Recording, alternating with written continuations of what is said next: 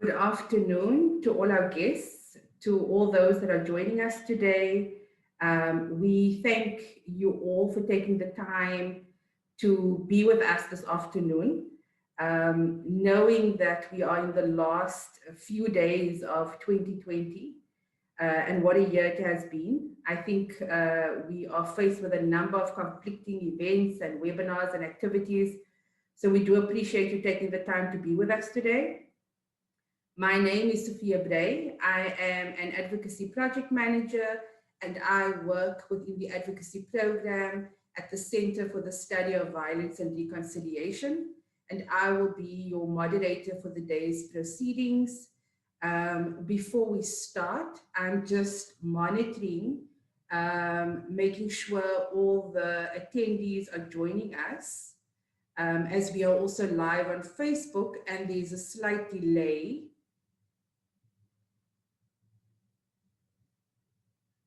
Okay, I think we're good.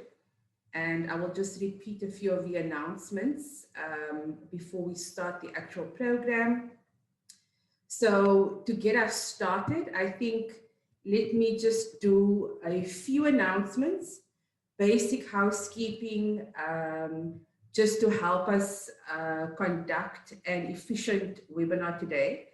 So just as a reminder, first of all, we have French interpretation that is being provided by Marcel and Pierrot. You can access the French language by going to the interpretation icon. It's either at the bottom of your screen if you're using a laptop, or sometimes at the top if you're using a mobile device, and selecting the French language. To contribute to our discussions today as participants or attendees, I'd like to ask you to please use our chat function. There's an icon at the bottom of your screen.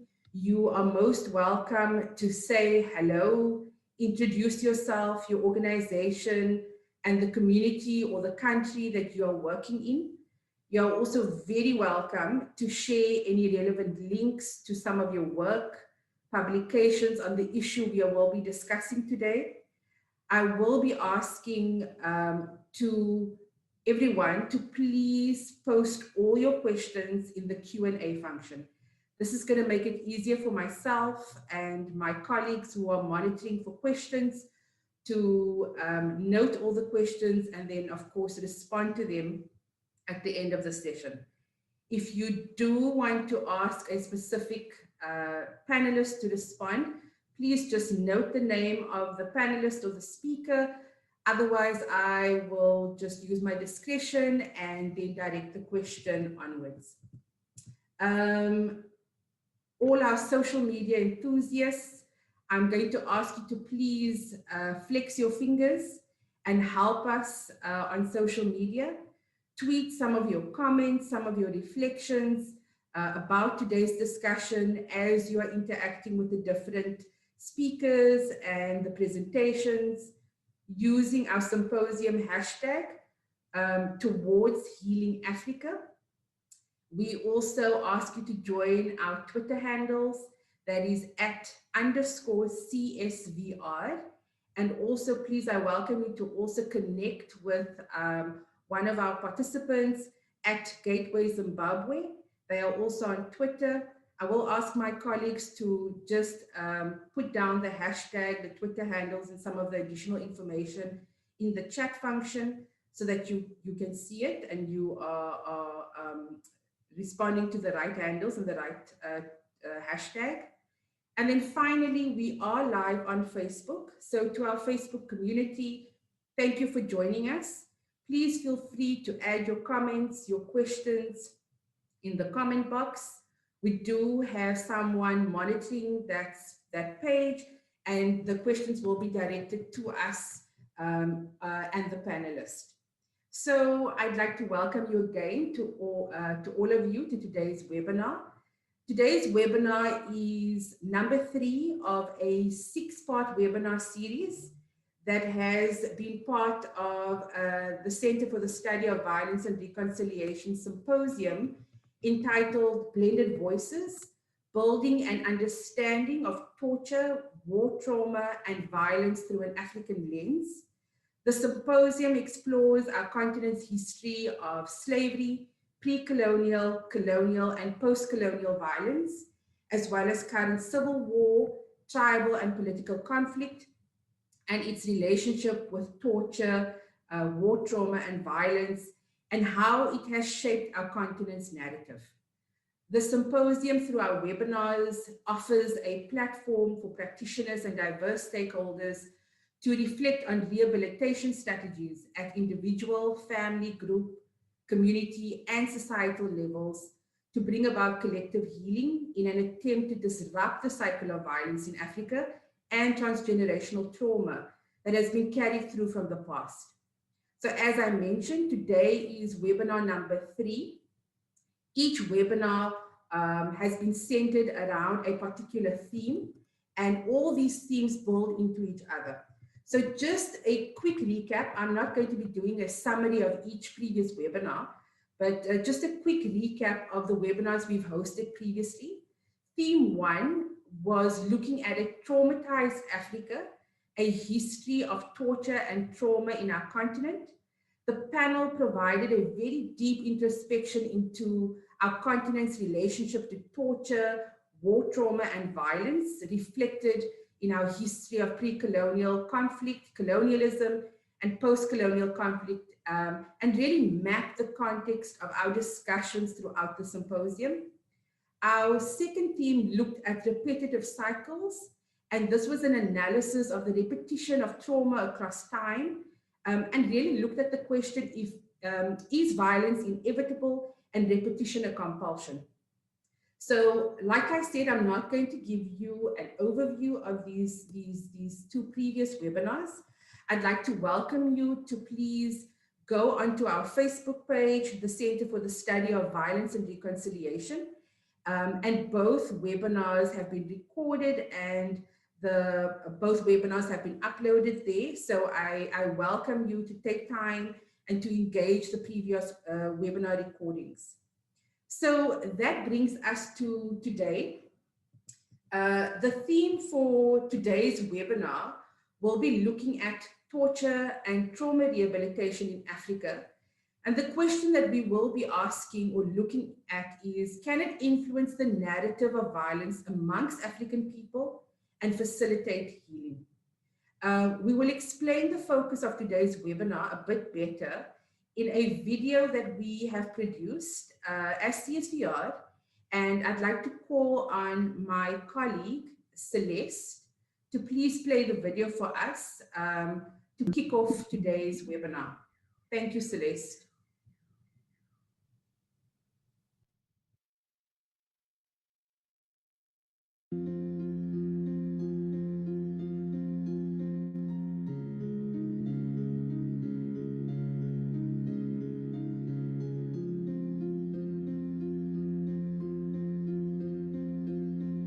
Rehabilitation is a process of recovery. It is a space whereby a person who has experienced a traumatic event, such as torture or trauma, relearns how to function in their day-to-day life and return to what they see as a meaningful personal life and role in their family and community. The field of mental health and rehabilitation in past years has been a process defined and led by Western perspectives, focusing on individual well-being, with a therapist's interest in helping the distressed individual. However, an African worldview adopts a sociocentric perspective in the understanding of an individual. An individual is an individual because he or she belongs to others in the community, embedded in the context of family, culture, ethnicity, and nature at large. From these relationships, individuals derive a sense of self-worth. Thus, trauma is understood as a problem that impacts the individual and how they interact with their environment and the community as a collective. Individual therapy is useful, but what does this mean to one's experience within the collective and the need for healing for both the individual and their various communities? Trauma rehabilitation has become a common topic in Africa as a result of political, social, and economic instabilities. Numerous rehabilitation interventions have found their way into Africa from the West. Do these take into account the African worldview, context, and its people? Does it incorporate local knowledge, culture, and tradition as valuable approaches to treating and managing complex trauma? If not, what are the options for trauma rehabilitation in Africa? What have we learned from working with African individuals, families, and communities who have experienced trauma? And how has it helped us in working towards facilitating healing in Africa?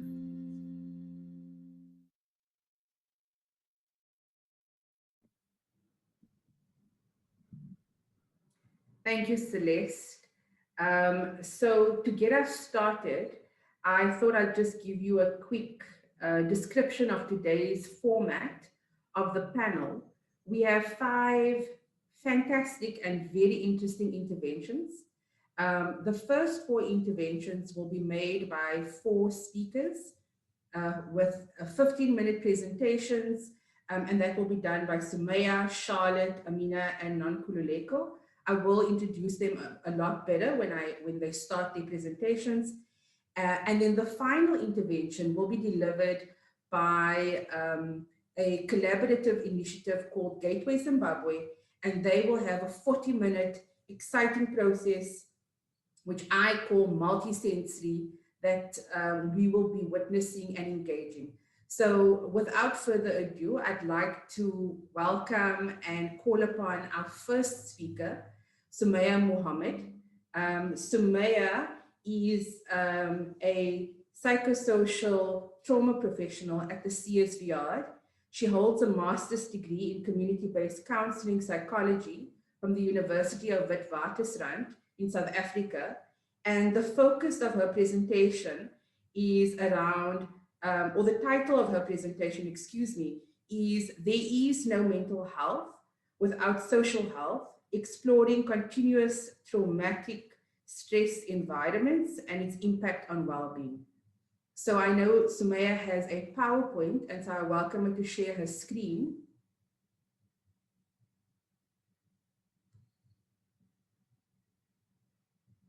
Thank you, Sumaya.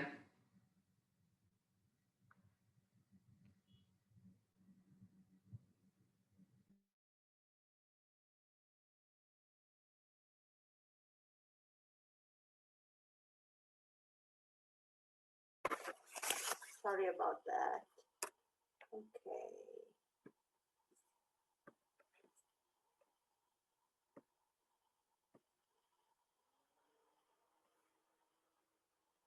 All right, Sophia, am I good to go? I'm just getting to my... Yes, you are. We can see your presentation perfectly. Thank you, Sumaya. Sorry about that. One forgets when you're muted and you're not muted.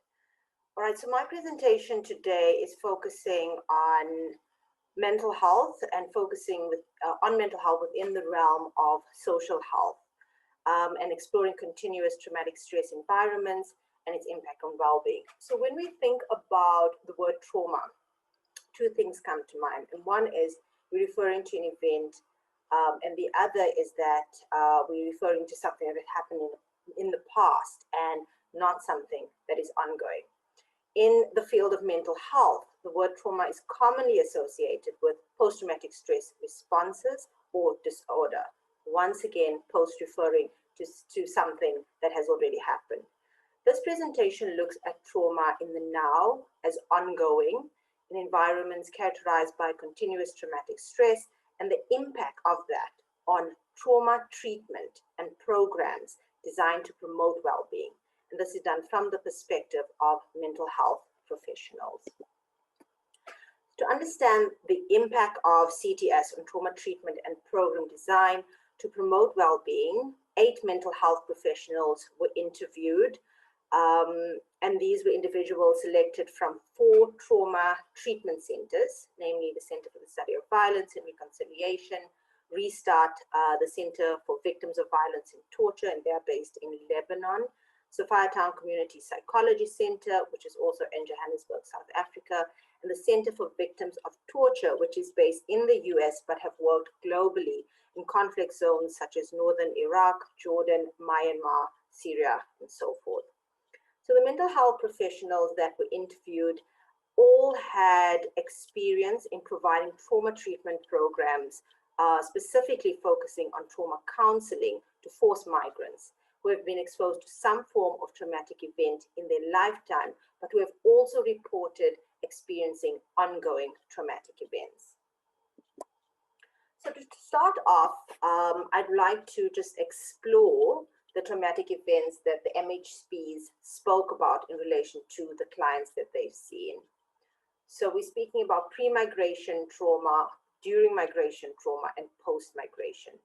Pre-migration trauma, these were the key events that came up, such as war trauma, and of course under that you have experiences such as villages being burnt down, rebel groups coming in and attacking civilians, constant insecurity, separation from family members. We also have experiences of torture, so unlawfully being detained, examples such as mock executions, threats to kill individuals, family members, kidnappings, abductions. Tribal conflict was also included, whereby intertribal marriages were not allowed within communities, and then individuals being threatened and having to leave, as well as sexual and gender-based violence, which was very big and came out a lot being reported by women, although men had also experienced it.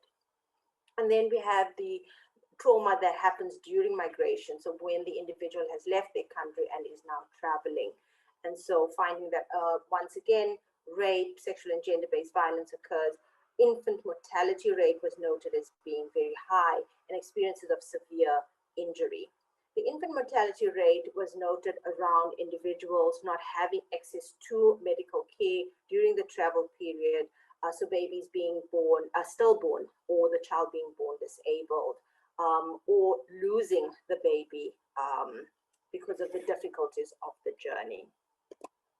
And before I go to post-migration traumatic events, I really want to get into the continuous traumatic stress environments to explain what this term captures, to then say, okay, so this is the environment that an individual is in, and hence why we're looking at the traumatic events that occur within it. So continuous traumatic stress, it was a term that was used by South African research practitioners who were providing psychological support to victims of political violence during the apartheid era. As the term has progressed, it has developed in different contexts. People have used it, and it really is to characterize environments that have low intensity warfare, frequent terrorist attacks, attacks on civilians, or attacks by repressive state forces. It also refers to urban violence areas and societies where high levels of crime and violence occur. In the study, the term was also expanded to include elements of structural violence and sociopolitical conditions, which also contribute to CTS environments, as structural violence is trauma-inducing itself. So the term is really began to offer way, to the mental health field to start understanding the psychological impact of living in context of realistic, current, and ongoing danger or threat. And then looking at continuous traumatic stresses, which are experienced in the period of post-migration when individuals are living in host countries, what had come up was a lot of structural and systemic factors. So challenges that I experience on a daily basis. It's an ongoing experience. And so the key themes that came up there was around documentation challenges. So where individuals, have a situation with home affairs, where they have to go every month and travel to whether it be Pretoria, whether it be in Durban, to get their papers renewed, and just the stress around that, where with documentation, I have kind of limited access to employment, stable employment in a sense. And so then how do I have the money and the finances to then travel? And so really dealing with that continuous stress. And once again, that's why it is daily. Lack of access or limited access to resources and services, high density housing, human rights violations or rights not being acknowledged by individuals such as citizens or service providers, and lack of access to basic needs. And so one of the participants spoke to an experience of a client who had gone to the hospital. And she states, coming to the hospital to give birth and having nurses lock them in the bathroom, and then having the child and screaming for help. And they take the baby away, and she gets told that the baby has died, and she couldn't see her child. And that's a lot of trauma at so many levels. Being without help, being by herself, loss of a child, grieving, and having the other children to look after at home. So really looking at that quote, it's looking at these systemic challenges that this individual is facing, but then the ripples of that into being alone, having to cope on her own, the loss of the child, grieving, and the traumatic experience itself of the manner in which she gave birth and lost the child. Othering. So othering was a major theme that came up. The othering in terms of discrimination, harassment, and exploitation. And I know that often when we refer to othering, we look at examples of, you know, what is happening in South Africa with regards to the xenophobia. And so this participant was based in Lebanon, and I found it really interesting to bring her quote in, just to look at that similarities of what's being experienced with regard to the othering, with regard to the segregation, the sense of also not having power, not having, you know, kind of like your rights are not being respected, you being exploited in terms of saying, okay, you can have a job, but you're not being paid, you know, an amount that really is, like they say, lower than the minimum wage, so they can barely survive. And so looking at that segregation, they all live all over, living among Lebanese people, yet they are treated like outsiders. They are not integrated, and this impacts on them. Looking at the impacts on self, looking at the impacts of how one positions that oneself in society and really bring about a sense of belonging. And then crime and violence. So really looking at most often where forced migrants are based in terms of residency. And it is in areas where we have high density housing. It is in areas where there are high levels of crime and violence. And so the participant states, because the system doesn't work the way that it should, and because we live in a context that is such high violence rates, such as getting on a taxi is a danger to you, going outside, sleeping in your shops, putting your life at risk. You have to be consistent, and it's quite interesting because here you are saying that this person already has PTSD, they hyper-arouse, and then they are in a context that requires them to exercise extra vigilance and be on the lookout because something might happen. So how do we balance that? And then the impact of trauma. So as you can see, there are numerous impacts that these experiences, the pre-migration, during migration, and the continuous traumatic stresses that are experienced on a daily basis, the impact that they have on individuals.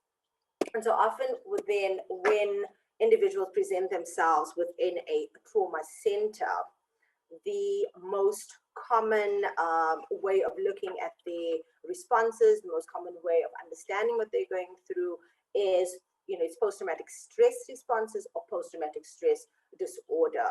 And noted there are some of the symptoms that come up, which is such as avoiding being a key symptom, as well as, you know, negative thinking, difficulty concentrating, re-experiencing in terms of flashbacks, and it impacts on behavior, thinking, and emotions.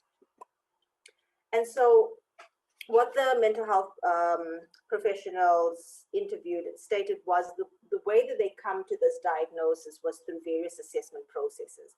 You've got a self-assessment tool, such as the Harvard Trauma Questionnaire, psychiatric evaluations from professional psychiatrists, either in-house or outsourced, and then clients can be referred to centers from hospital after seeing a psychiatrist and receiving a PTSD diagnosis.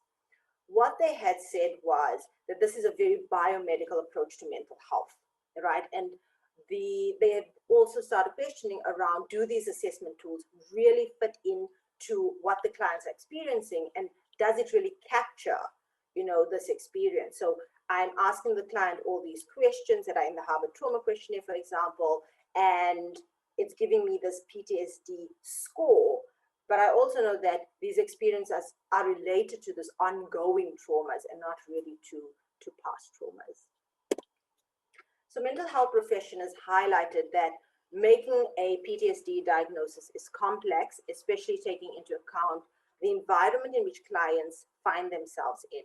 And so there was, kind of this push and pull where some organizations, they meet the diagnostic criteria and they kind of meet these categories, and how it impacted on program design was in a sense that you needed it for your monitoring and evaluation purposes. You needed to say, okay, this is what the client got at baseline, and then working with them, this is what they're showing, towards the end of treatment or in the middle of treatment. And so it was based on this tool, but yet feeling that this tool was not really meeting their needs. In our organization, so one participant said, in our organization, we don't diagnose. We do have clinical assessment tools, but we don't diagnose. The partners we work with, one in particular, is very medical model, very diagnosis focused. When you walk into that system, you see the limitations of that. They don't know how to think clinically, don't know how to conceptualize clinically. Diagnosis in some ways is very narrowing and limiting. So they really felt that PTSD symptoms were present, like they were there. You had the avoidance, you had the flashbacks, but they could not be understood and treated solely in a vacuum. The context played such an important part in the symptom presentation. And so one of the things that the MHP spoke about was the symptom specifically related to avoidance. And so the avoidance symptom is saying that the individual, avoids spaces that will, remind them of the trauma, avoids conversations, and so forth.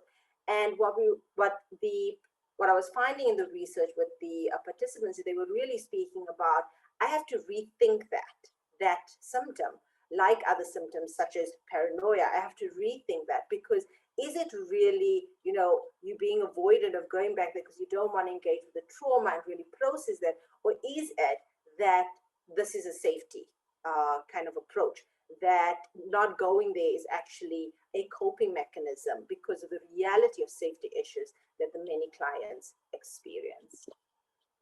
All right.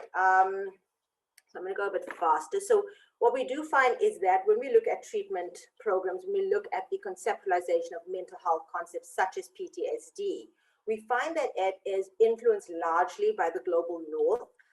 And these are areas in which, trauma survivors are in high income countries. And what we notice that it doesn't really reflect the experiences of those living in the global south, which is a conflict, which is often characterized by conflict, but also mostly constrained resources. So mental health professionals and their CTS environment impacts, how they nurture and well-being. As you can see, there are a number there, the anxiety, the fear, withdrawal, active displays of aggression, but constant threat to safety. So there's a threat to safety on the individual, physical, mental, emotional, relationship, legal, community, and economic level. So the context impacts the safety on these to some degree with regards to these different levels. And it's a continuous, it's a sense of, I'm not only kind of dealing with the moment now, but it's a threat in the future that I'm also holding in mind. How am I going to pay rent? How am I going to send the kids to school? So dealing with a lot of those threats continuously, which contributes to the permanent state of hyperarousal.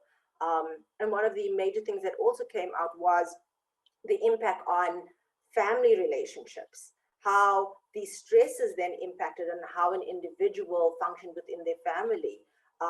So a dad or a mom not being able to fulfill the kind of roles within the family. And we saw a lot of kind of domestic violence cases. All right, so I'm not going to read this just for time, but just the key part is what mental health professionals felt was it was constantly putting bandages because the context that clients lived in was not supportive of growth.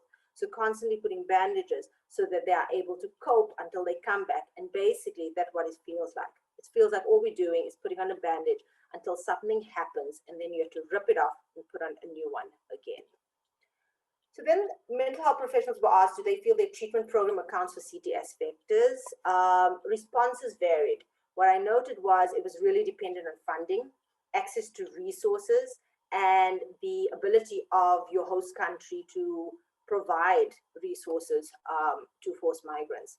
So staff resources was also problematic because you've got this revolving door aspect where clients come in and then they leave after a few sessions, but then they return. And so how do you hold staff in a sense where it's saying, okay, you've got maybe 15 people on your caseload, but your client has returned. And so now you need to take that client on as well. And so having that revolving door situation was also noted where individuals saying, in our program, we're saying 15 sessions. In our program, we're saying 12 sessions. But actually, with the situation, what do I do when the client needs to be seen? And finding different ways to manage this. So some individuals said a few sessions to stabilize the client, but it's not ideal. If we had more resources, we could provide more aftercare. And then the revolving door and the lack of resources also contributes to a level of burnout. So an increased risk of burnout that mental health professionals spoke of.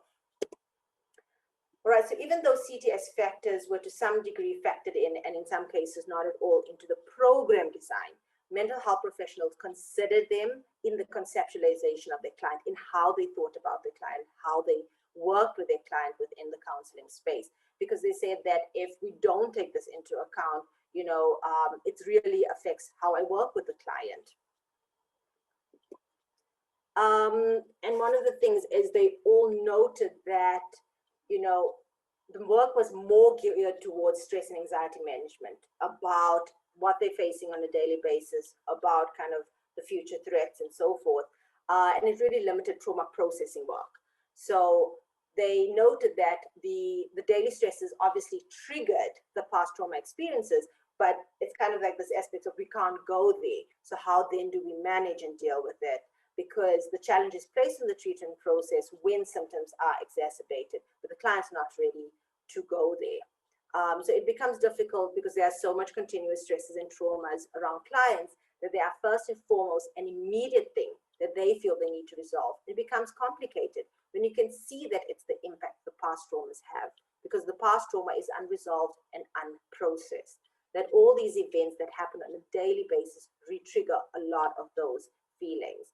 And so as another participant said, like you see someone who's doing well get triggered. Yes, that's why it explains why people go and come back. So how did they work with these challenges? And so as I explored this with them, these are the key aspects that came up. And one of the things was around safety planning.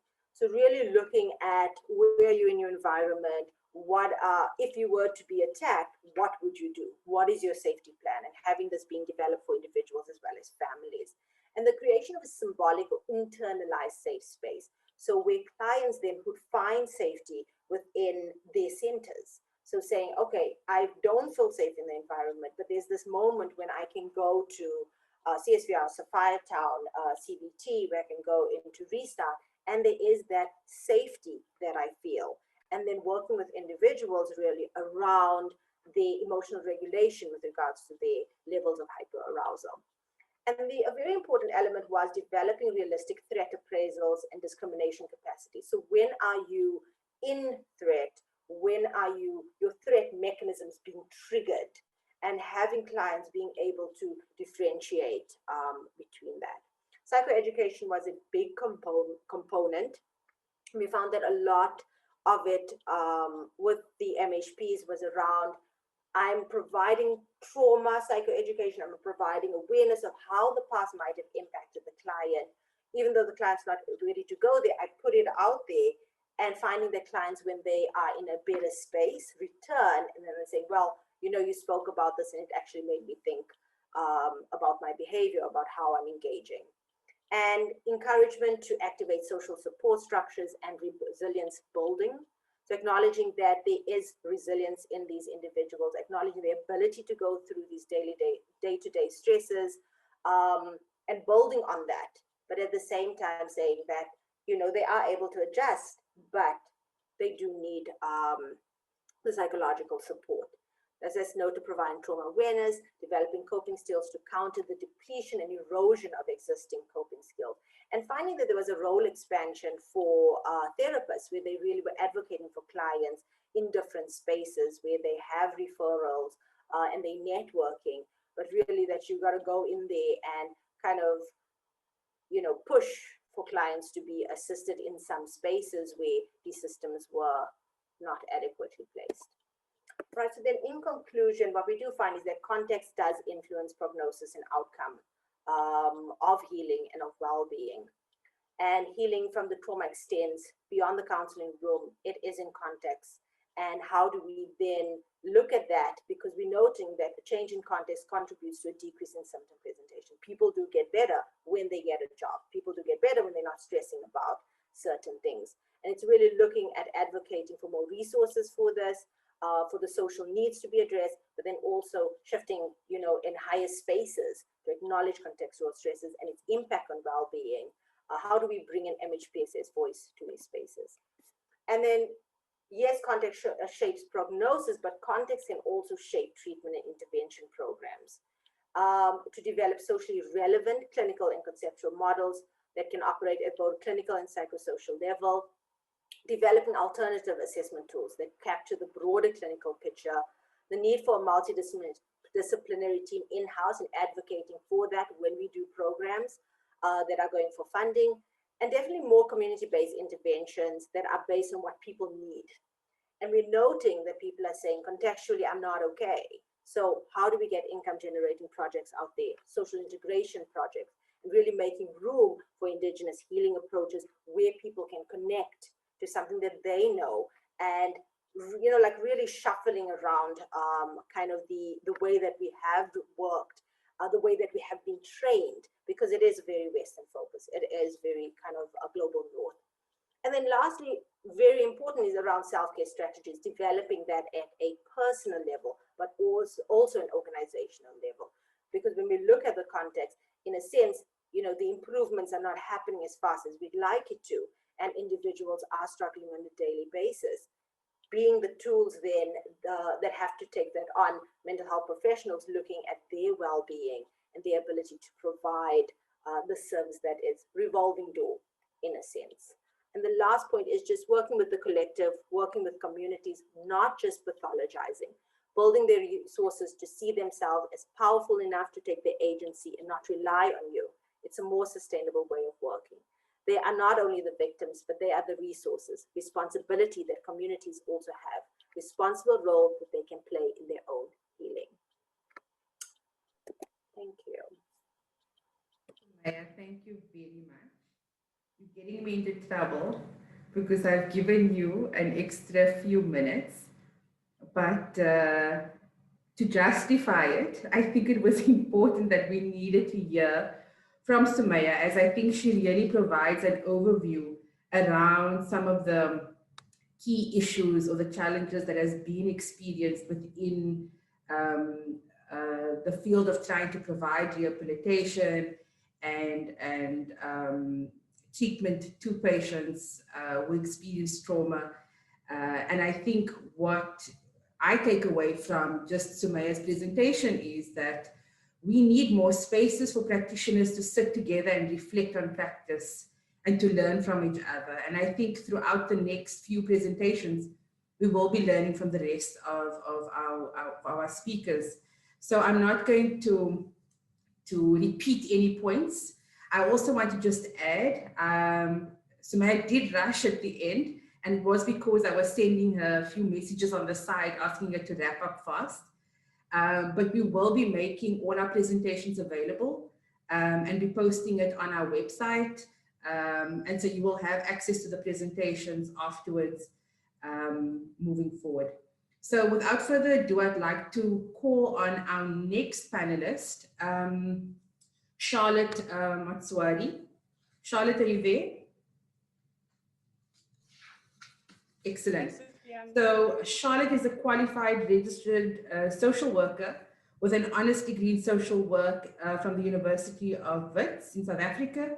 She's also currently with CSVR as a junior psychosocial trauma professional within our clinical program.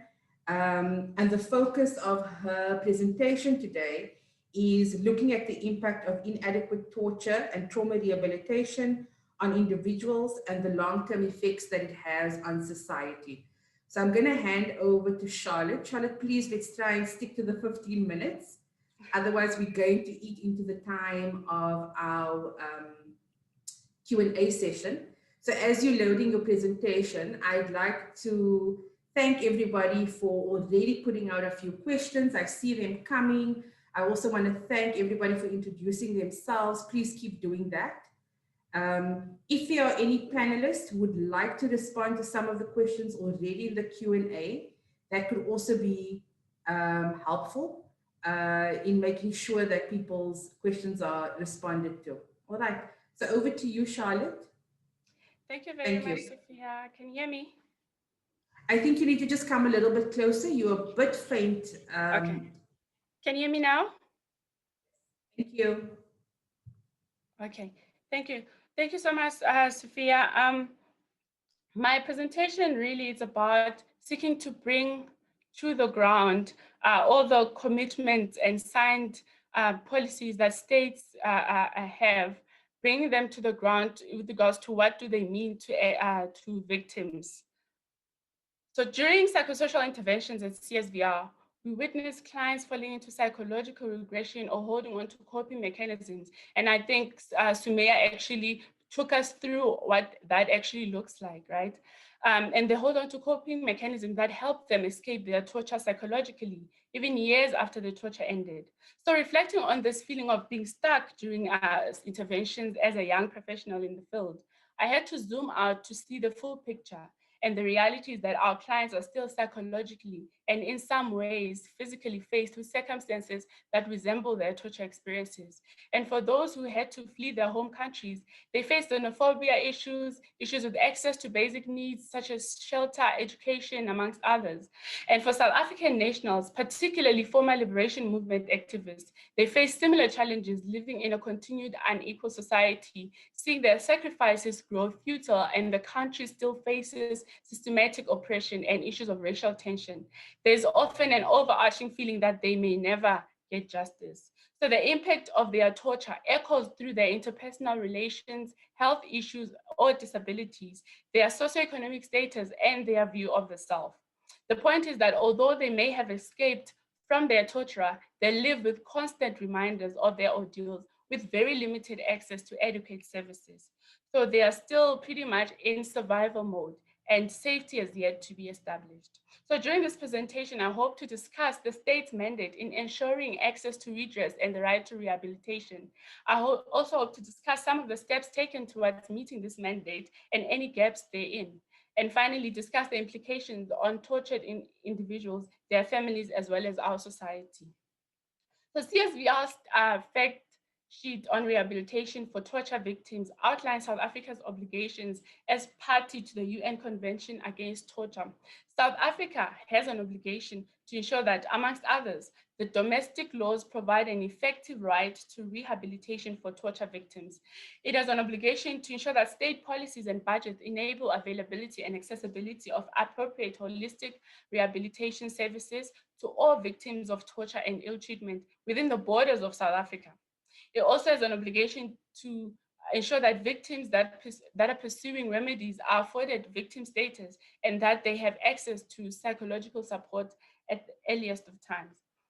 In 1998, South Africa ratified the UN Convention Against Torture and Other Cruel, Inhumane, or Degrading Treatment or Punishment. And in 2006, it signed the optional protocol for CAT, which placed significant obligations on South Africa to take measures to prevent and combat torture and other cruel, inhumane, or degrading treatment or punishment.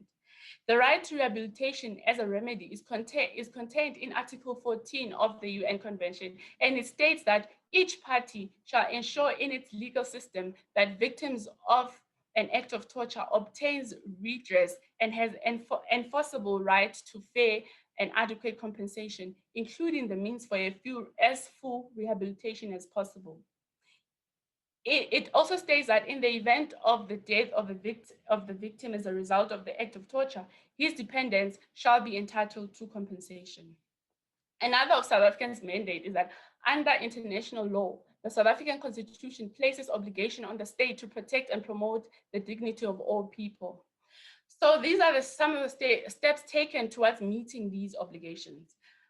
Adoption of the Robben Island Guidelines Part 3, which states that states should ensure that all victims of torture and their dependents are offered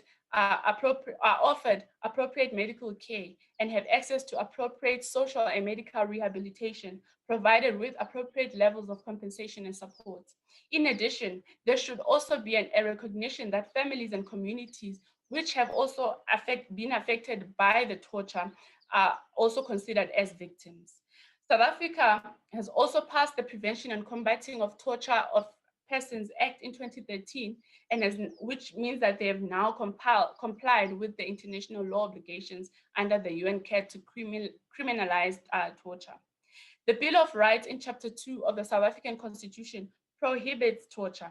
Section 14 specifically provides for the freedom and security of the person, including the right to not be tortured in any way.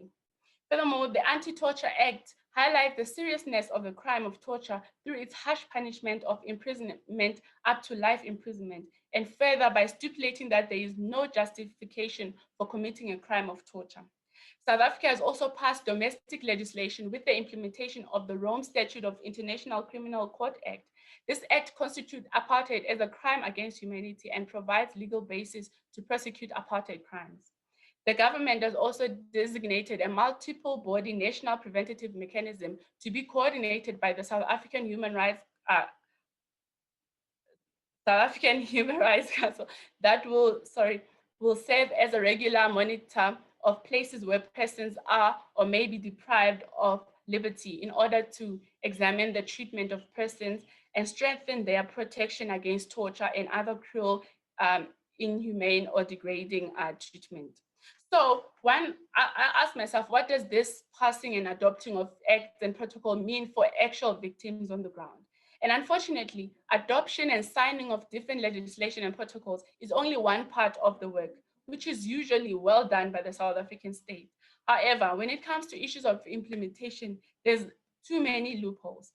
Despite the laws, acts, and protocols against torture, South Africa has seen continued acts of torture and other cruel, inhumane treatment being inflicted on individuals and groups. Another often debated aspect that touches on torture is police brutality, and we have seen this with the Marikana massacre, for example. This year alone, during strict COVID-19 regulations, we have seen how narrow this line can become and how inactive the state's response to these cases have been. The state has failed to decisively act against acts of torture, and this has led to continued acts of torture and other cruel, inhumane treatment. Bodies such as IPID and JICS already exist that serve to monitor places of detention. This is one of their functions, and as an establishment of a new such body instead of strengthening the existing ones is quite questionable. Furthermore, and perhaps the most concerning of all, the Anti-Torture Act is forward-looking and does not apply with retrospective effect. This means that torture committed during apartheid regime is not covered by the Act, and thus the state does not have an obligation to prosecute apartheid regime torture cases. The characterization of apartheid crimes as crimes against humanity has done little to move the state towards actually taking decisive action against torture perpetrated under the apartheid regime. This means that many victims may never find justice. So I'd like to share just a few case studies with regards to tortured victims in South Africa. So Klulo, not his real name, is a 64-year-old South African man who is a former liberation activist during apartheid. He was referred to CSVR by the Department of Military Veterans for psychosocial interventions. He has 2 adult children and 3 grandchildren. He lives with his wife of 29 years, who is a retired teacher. Mrs. Klulo takes odd jobs and teaches part-time to subsidize the family income. Mr. Klulo grew up in Soweto with his parents and siblings under extremely strict rule by his father. He recalls his upbringing as harsh and full of fear, both inside and outside the home. Mr. Klulo then resolved to complete his schooling with the hopes to carve out a better life.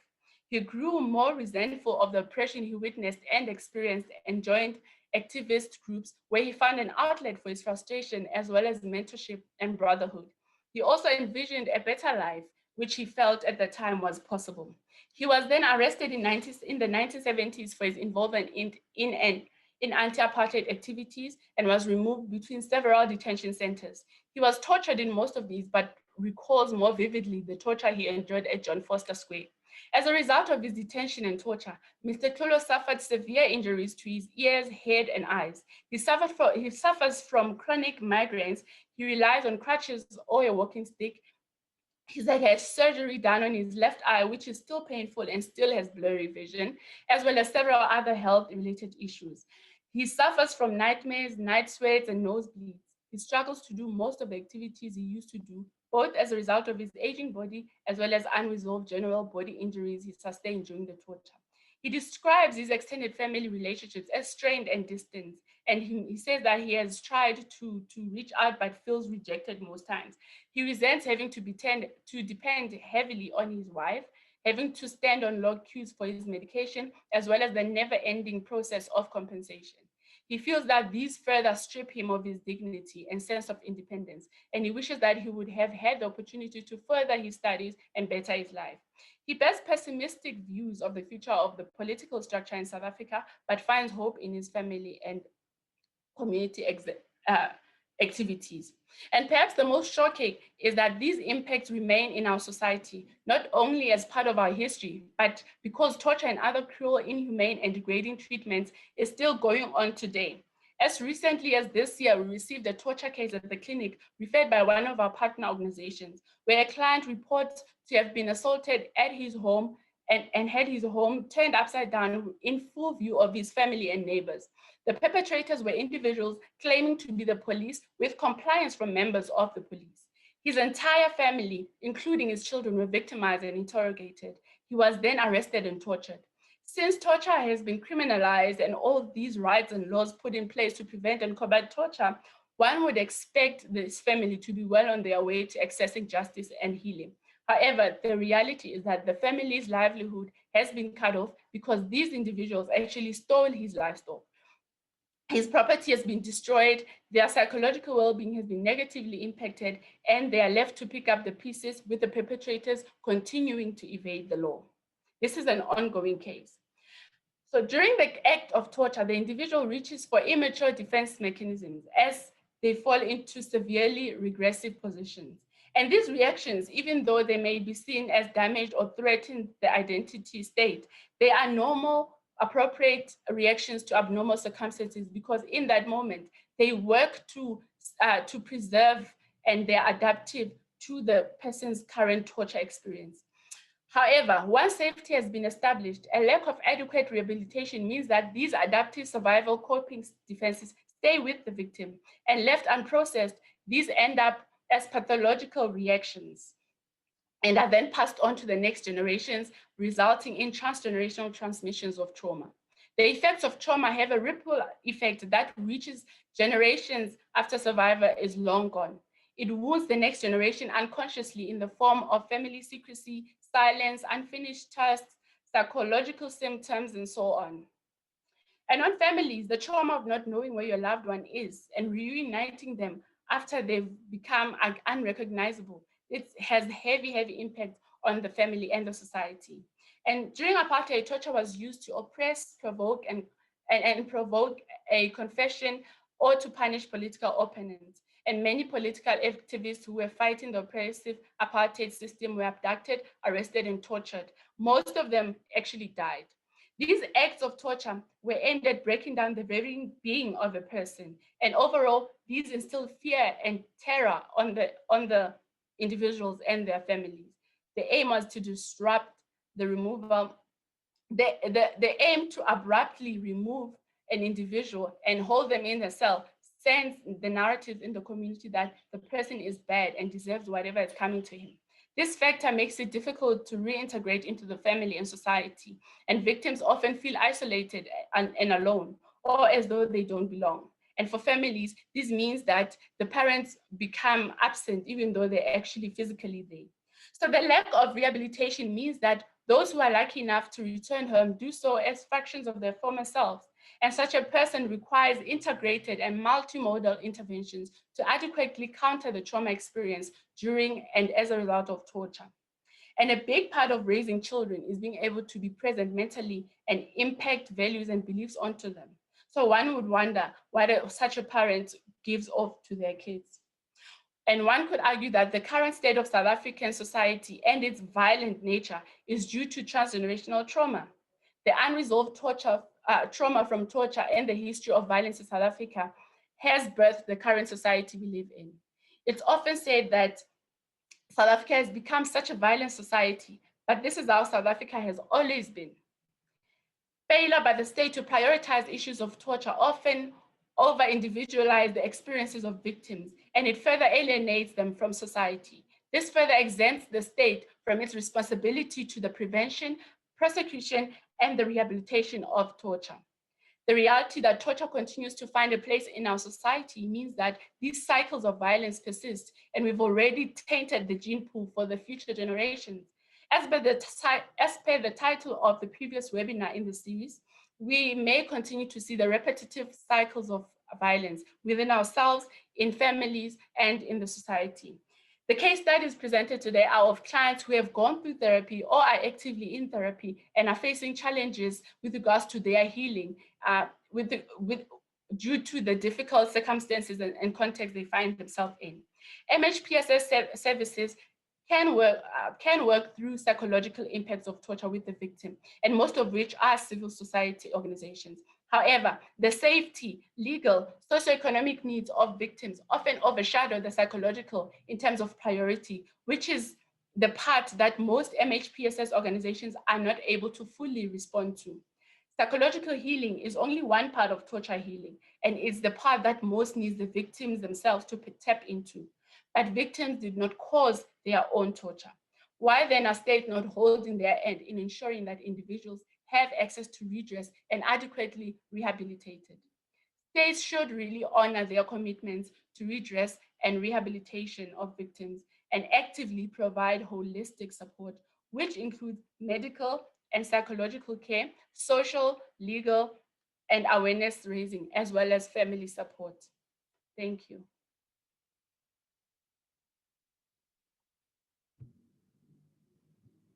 Thank you, Charlotte. I was about to send you another red flag, but thank you so much for sticking to your time allocation. I'd like to call on our next speaker,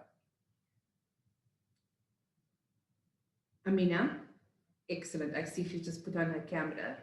So Amina Moikambo is recently graduated master's in community-based counseling psychology from WITS. And I'm going to take this opportunity to say congratulations to Amina, who was denied a public graduation yesterday due to COVID. So please just wish her a congratulations. She is generating her own joy, that's her own words. But Amina has, for the past 2 years, worked in CSVR's trauma clinic, providing therapeutic interventions to survivors of torture and violence-related trauma. So Amina's presentation will be looking at the extrapolations of the effects of torture on the mental health, asylum-seeking, and refugee populations who present with borderline personality organizations in South Africa. So without further ado, please, Amina, take us through your presentation, and please be like Charlotte and stick to your time. Okay. Thank you. Thanks, Sophia, and thank you for the well wishes. Are you able to see my screen? Yes, perfectly. Okay. Okay, so I will just get right into it. As Sophia has mentioned, this is my title, and I'm just going to start off with a very brief overview of the history of violence in DRC. And one of the reasons why I did put this in there is because if we look from 1960, when the Democratic Republic of Congo gained independence up until now, where there is ongoing violence, that is about 60 years of violence. And that means that anybody who was born, who was raised, or who was a caregiver in this tumultuous period has had to experience life through a very violent lens, and the changing of leadership, presidential leadership from time to time, and elections has come with significant violence and, a lot of oppression of the people of DRC. And I just like us to think about this when we are thinking about how I'm going to speak to the borderline personality organization and understanding clients from a psychological perspective. So the aim of this study was to explore the impact that torture and trauma has had on the lives of Congolese refugees and asylum seekers who have been identified to present within the borderline personality organization, the classification. And the reason why it's important to have this kind of an understanding of the personality organization and where a client lies psychologically is because then it informs the prognosis and the treatment of clients. And then the clinician or the therapist is able to put together an effective treatment plan. And, when we think about refugees and asylum seekers, we have to think about them in context. So Sumaya and Celeste have done a great job of creating an understanding of what the context is like.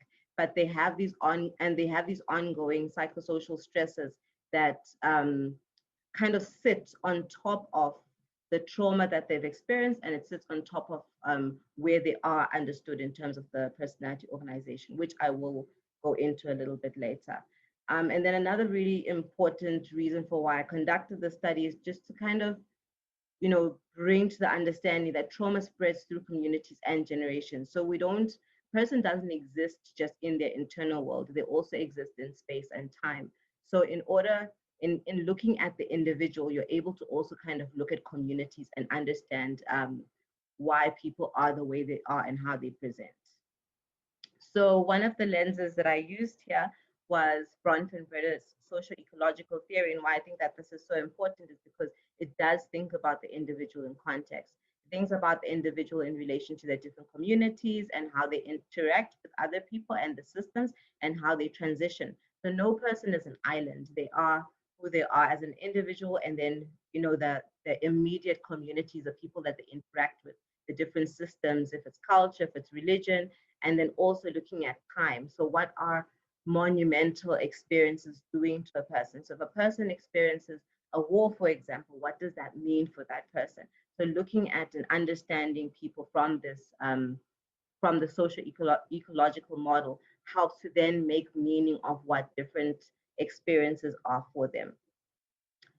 So the participants were Congolese asylum-seeking refugee clients from CSVR who were in therapy between 6 and 20 months each, and they arrived between 1996 and 2017. So you're also looking at if somebody is fleeing the country around 1996, what is happening there, what has happened to them. And then their ages were between 32 and 53 years old, so it was adults. And the different types of violence that were experienced were torture, rape and attempted rape, sexual assault, home invasions, unlawful arrest, witnessing a lot of trauma as well, coming into other countries. So not necessarily that they just settled in South Africa, they left their country and they had to transition or travel into South Africa, experiencing xenophobia along the way. There's the war that kind of pushed them out. Then there's mugging, abduction, and hostage. A lot of traumatic bereavement, sometimes watching your family members being killed in front of you, being the only surviving family member, and just the trauma of having to flee your own country of origin to seek refuge, and what that comes and what that does to the sense of self, and what that does in terms of fragmenting somebody's identity. So why are psychological formulations important? And I mean, there have been lots of conversations about the Western models of psychology and whether we should use them or not. So in answering this question, it is very useful in order for a clinician or a therapist to be able to conceptualize human thought processing and behavior across the lifespan. So from conception to when you meet the person in the room. And this helps you to understand what type of internal world the person may have had even before the trauma and what being exposed to the trauma has actually done. So looking at the personality spectrum provides information about if you're making a diagnosis, what exactly is the diagnosis? We don't just go to the DSM or the ICD-10 and just kind of tick off boxes. We have to understand what is underlying with the person, what happened to the person prior to the trauma. And it gives you indicators of then how you'll be able to work with the client to create a successful treatment plan. And then you're also able to kind of look at the different developmental factors and the defenses that the client does actually have.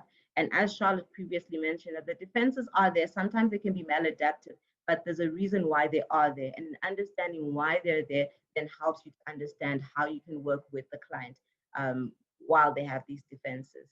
And then it allows you to have like a holistic understanding of this client. Then also just to kind of highlight that understanding the personality organization in terms of a client, how to provide insight that some people actually have a propensity towards emotional dysregulation and maladaptive behavior or thought processing. And that might have been there even prior to the torture and the ongoing trauma.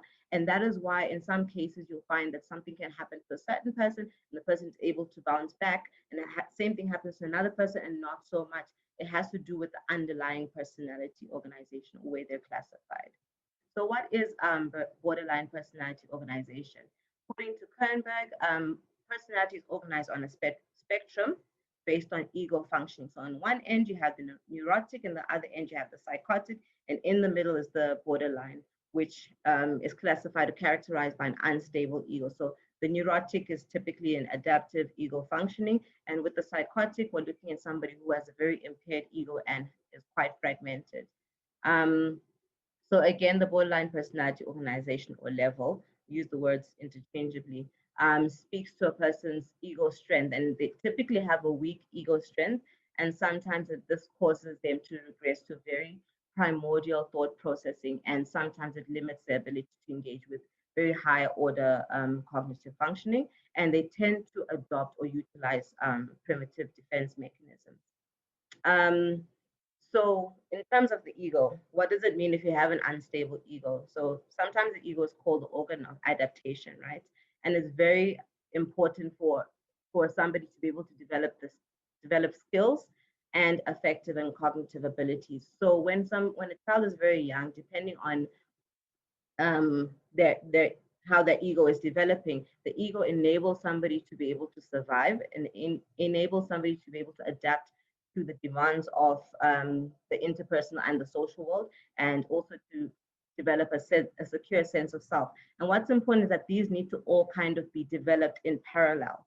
So then we kind of speak to ego strength, and ego strength has a lot to do with, sometimes we use the word resilience, and sometimes we use the term the ability to resist dysfunction. But this definition says that it's the degree of emotional durability and adaptability that one portrays in crisis situations. So people in the borderline level tend to struggle quite significantly to function when they're experiencing psychosocial stresses. And what this means is that when something happens, they tend to become very consumed with what is happening in their social world, for example, and not necessarily kind of be able to withstand or function despite what is happening around them. And decompensation often occurs. And what this means is that, yes, you may have a weak or an unstable ego, but then as time keeps going, it starts to kind of weaken as well. And this is something that is observed as significant in the borderline level. So engaging with people in the borderline personality level, and I just kind of want to reiterate that this is a personality level, and it's understanding. We have to be able to frame and understand that a person comes from somewhere.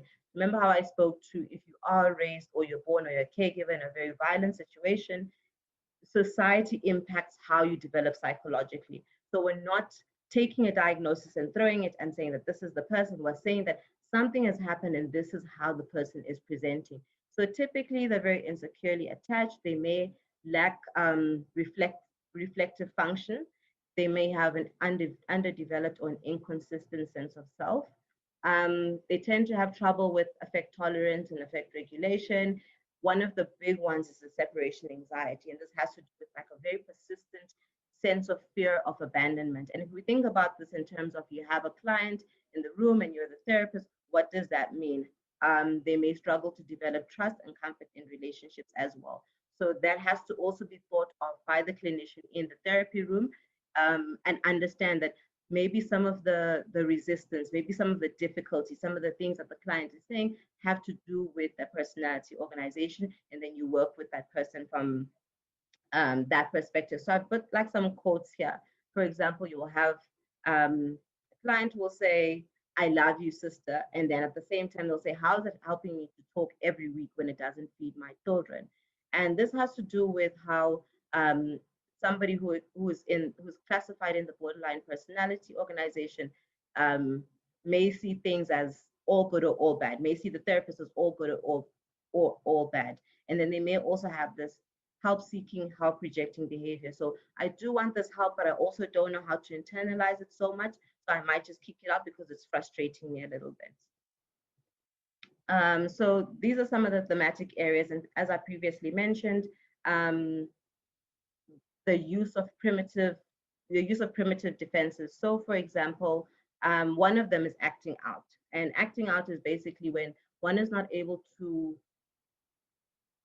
respond to conflict with their words or with their thoughts, and they might then act in a certain way. They might act out, and that tends to be experienced as anger or volatility or impulsivity, for example. And then, as I previously mentioned, one of the characteristics of the borderline personality has to do with fear of abandonment and loss. So if we think about it from a client, for example, who has had a traumatic bereavement, they've lost all of their family members, they're now in a therapy space, and then at some point, you do think that I need to be able to connect with this therapist, but then at some point this relationship is going to end.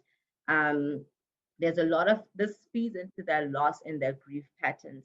So I know that one of the things that was raised quite significantly is if you're working with borderline clients, you have to be able to prepare them for termination. So when the sessions are about to end, you have to kind of say, okay, we have about 8 sessions left. And in this way, you're then able to start to prepare the client for this loss, this breakup, this separation.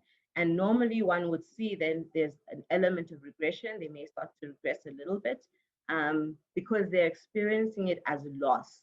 They're going into grief. And it's important that when we are formulating or understanding a client, we're being mindful of the depth of that feeling for the client.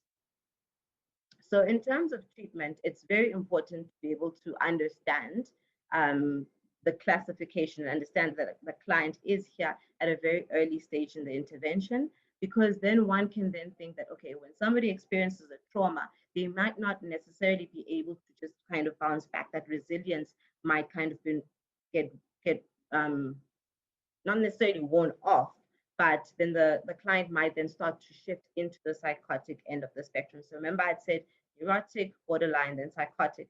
And it's very important to understand that, because then the person then might start to present in a certain way. And the psychotic spectrum is characterized by unpredictability, a very deep sense of fear and desperation and confusion, a restricted capacity for insight. So the person experiences the world from a very fragmented lens. Their experiences are very binary. So what they call annihilation anxiety starts to kick in. So you're thinking either I have to be safe or I might die. So it's life versus death, safety versus terror. And being able to understand that this is the space that the person is going into right now is very useful to then be able to offer them the support that they do need. So therapy should be very containing, and it should be challenging as well, because of the projective identification and how the borderline personality tends to kind of push a lot. It's important that the therapist understands that this is what is happening, and they're able to then not collude with the client, for example. So interpreting transferences and interpreting counter-transferences is quite important. Being able to understand for yourself as a therapist, why does this person make me feel like this? So that you know how to work with the person. One of the important things that I picked up from this research is that as a therapist, one experiences the client as the world experiences the client. So if as a therapist, you're seeing that the client is, aggravating you a lot, you're not really feeling, connecting with them, chances are in their world, in their society, in their community, that is how people are also experiencing them. And if we're looking at this from a violence context, if we're looking at this from a migrant context, and the amount of violence that they have already experienced, this is very, very, very harsh for them. So if you mirror that in the therapy room as well, you're kind of validating that sense of vulnerability, that sense of loss, that loss of identity. And it's important to then be able to understand where the client is so that you're not reinforcing that.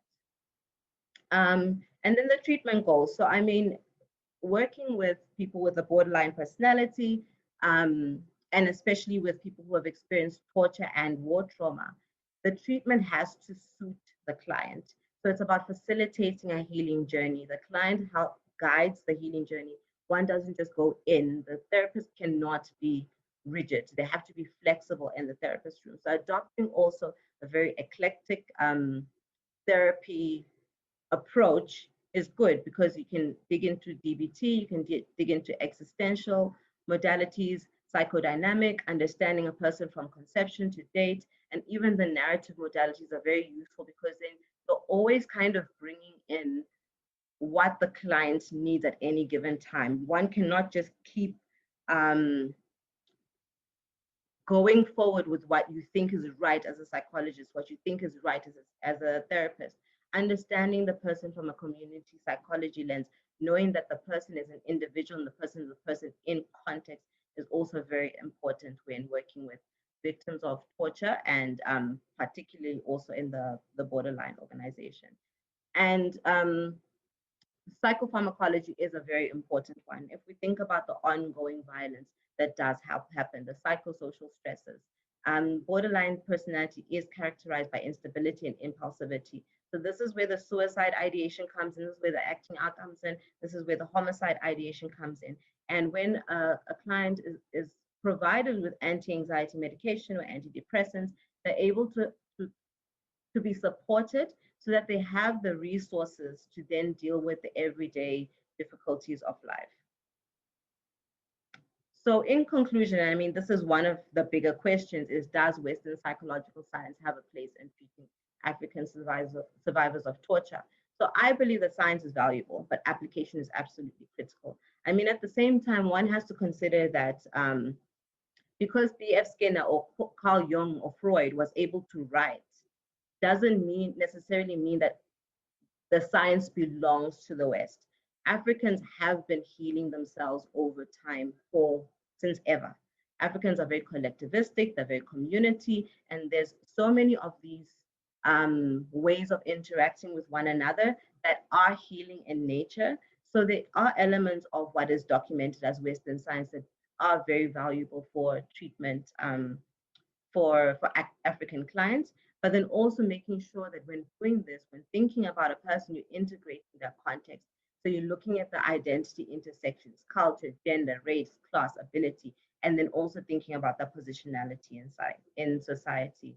And then I do want to reiterate that people in the borderline personality organization are typically met with resistance because of the state of vulnerability. So, you know, if you think about it, normally when somebody is vulnerable and they push this vulnerability because it's there, they need you to know, then people then start to resist. And if this is attended in therapy, if this is explored in therapy, then it gives the borderline, the person who is classified in the borderline personality organization, the ability to negotiate in their world in a more functional way. And then, I mean, there is that question again, who is individual therapy for? You know, it is important for people to have an individual space, but it is important for there to be a multidisciplinary system that allows you to think about the person in individual space in context, the social stresses, the legal stresses, the educational stresses, the sense of identity, and kind of hone all of that in order to facilitate adequate treatment. And also just, you know, mental health of an individual is what mental health of a community, because communities are made up of people. So when an individual is not well, they tend to pass the trauma down, as Charlotte explained, that the trauma does get passed on to people within the communities. If it's a parent, onto their children, and that's what unresolved trauma does. So it is important for the individual to get the treatment that they might need in order to kind of put almost like a stop or to kind of slow down the process of trauma being passed on between generations. And I think another very important thing about therapy and mental health is about bringing it to communities so that we're not looking at it as crazy. You know, we're looking at it from, this is mental health. We need to be able to manage our mental health. If trauma is unprocessed, it becomes very toxic and it does get passed on to other people. And destigmatizing mental health is very important for us to be able to have some sort of treatment and eventually work towards treating the whole of Africa. Thank you for your time. Thank you, Amina. Just check if I'm back. Yep. Thank you. I think I loved what you said at the end, where you say Africa has been healing themselves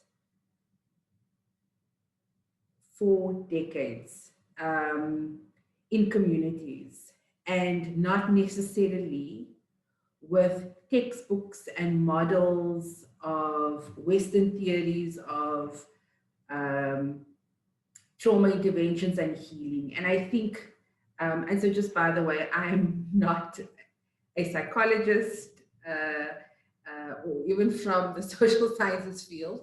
For some reason, my colleagues thought it would be good to have a lawyer moderate this panel. However, I have been called a psychologized lawyer.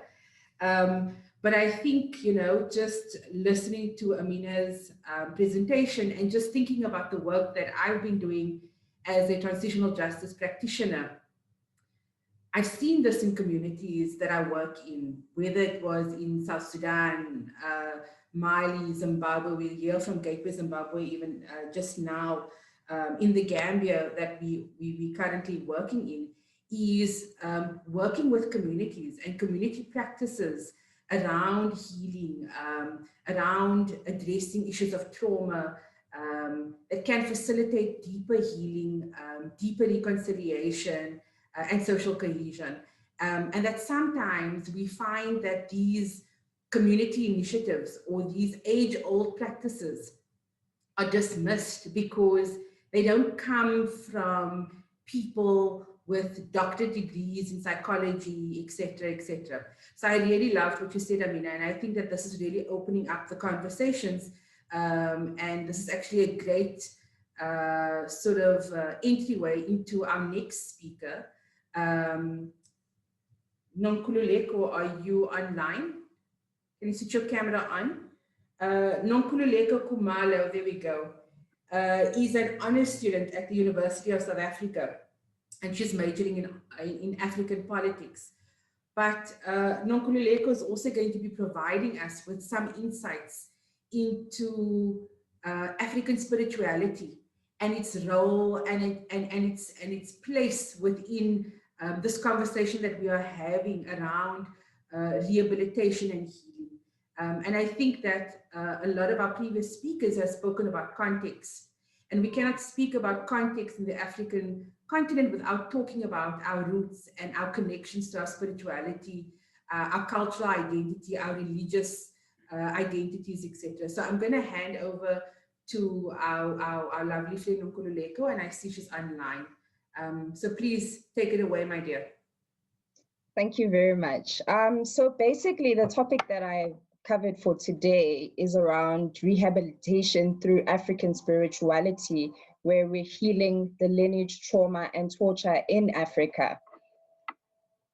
Now, basically, the experiences of the past are never entirely isolated from the present. And with the missing link in adequately documenting African spiritual experiences, there has never been a more opportune time to capture African lived experiences through an African perspective that centers their knowledge around indigenous practices that have suffered multiple years of alienation because of misinformation. Now, the trauma and the torture that present-day Africans have experienced has not entirely been confined to the physical, as much of it actually extends far back into our lineages. As this has been seen in much of our societies where many people are heeding a calling to be initiated for spiritual reasons, it is rarely discussed how many of these initiations are not just for purposes of practicing as a healer, a seer, or even a medium of African spirituality, though many of these people actually undertake this journey to put the spirits of their ancestors who are not at peace to rest.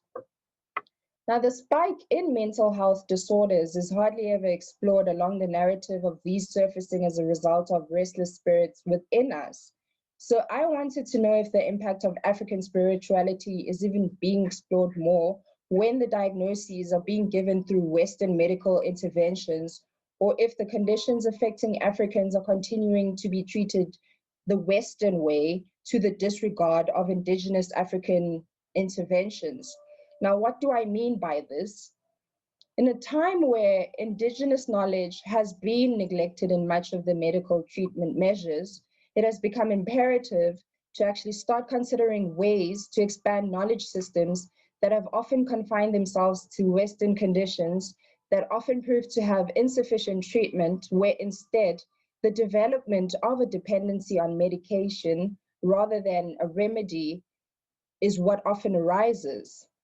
Now, for African studies, they need to be exhausted so that the aspects of African societies which can remedy the torture and the trauma that spills over throughout African societies may be incorporated into African spirituality through primary health care.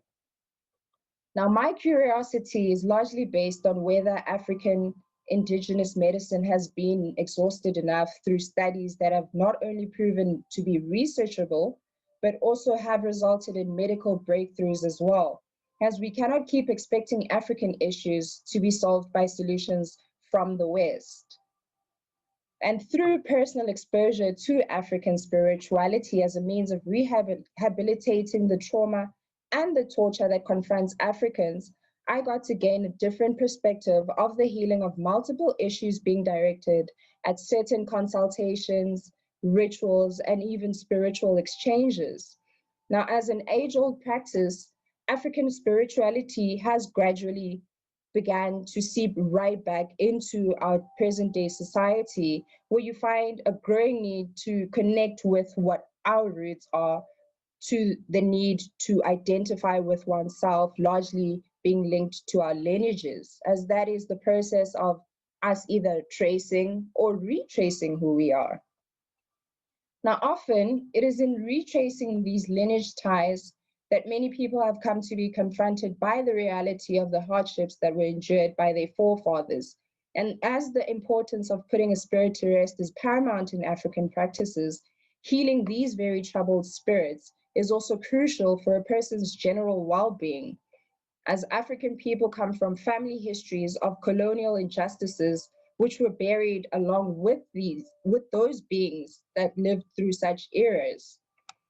Now, it really comes as no surprise that a surge in consciousness has swept through much of our societies, and through examining how the wounds of our ancestors are possibly pouring over into the mental health disorders that many people find themselves confronted with, it has since become questionable as to whether there is adequate attention being extended to and particularly concerned with African spirituality as the therapy for African problems. Now, an example I'd like to briefly touch on is from my personal experience as a new mother, where I was confronted with postnatal depression. Now, even though depression and anxiety are conditions I have battled with quite immensely in the past, where their recourse was constant diagnosis and often misdiagnosis that only created a dependency on cocktails of medication, rather than to actually remedy what was ailing, these conditions only ever alienated me from life as I'd known it or projected it to be.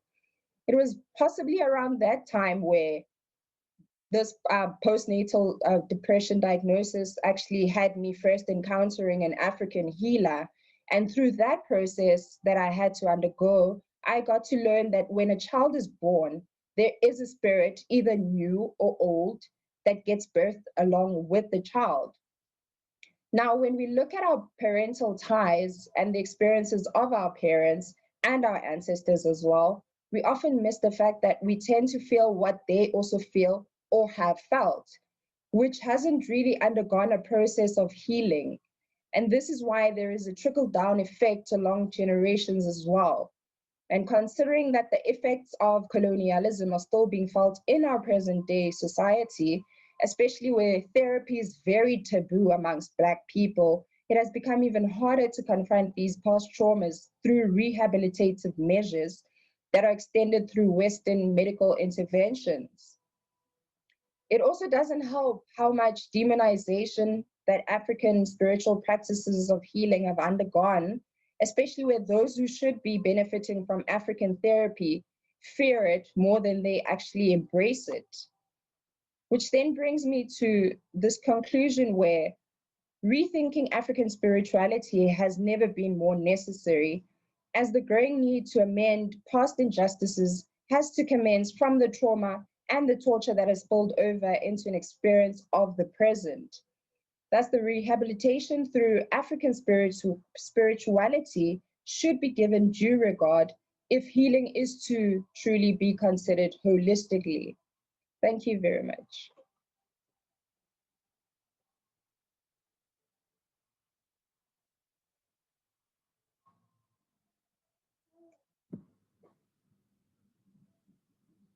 Thank you, Nakululeko, and also just for sharing your personal experience, and I think that it's important that we try and understand this, not in a vacuum, but how it impacts people individually, specifically. And I think that we also think it happens very randomly, and it's been happening more often, that people are not receiving the treatment that they expect, but finding alternative ways of healing.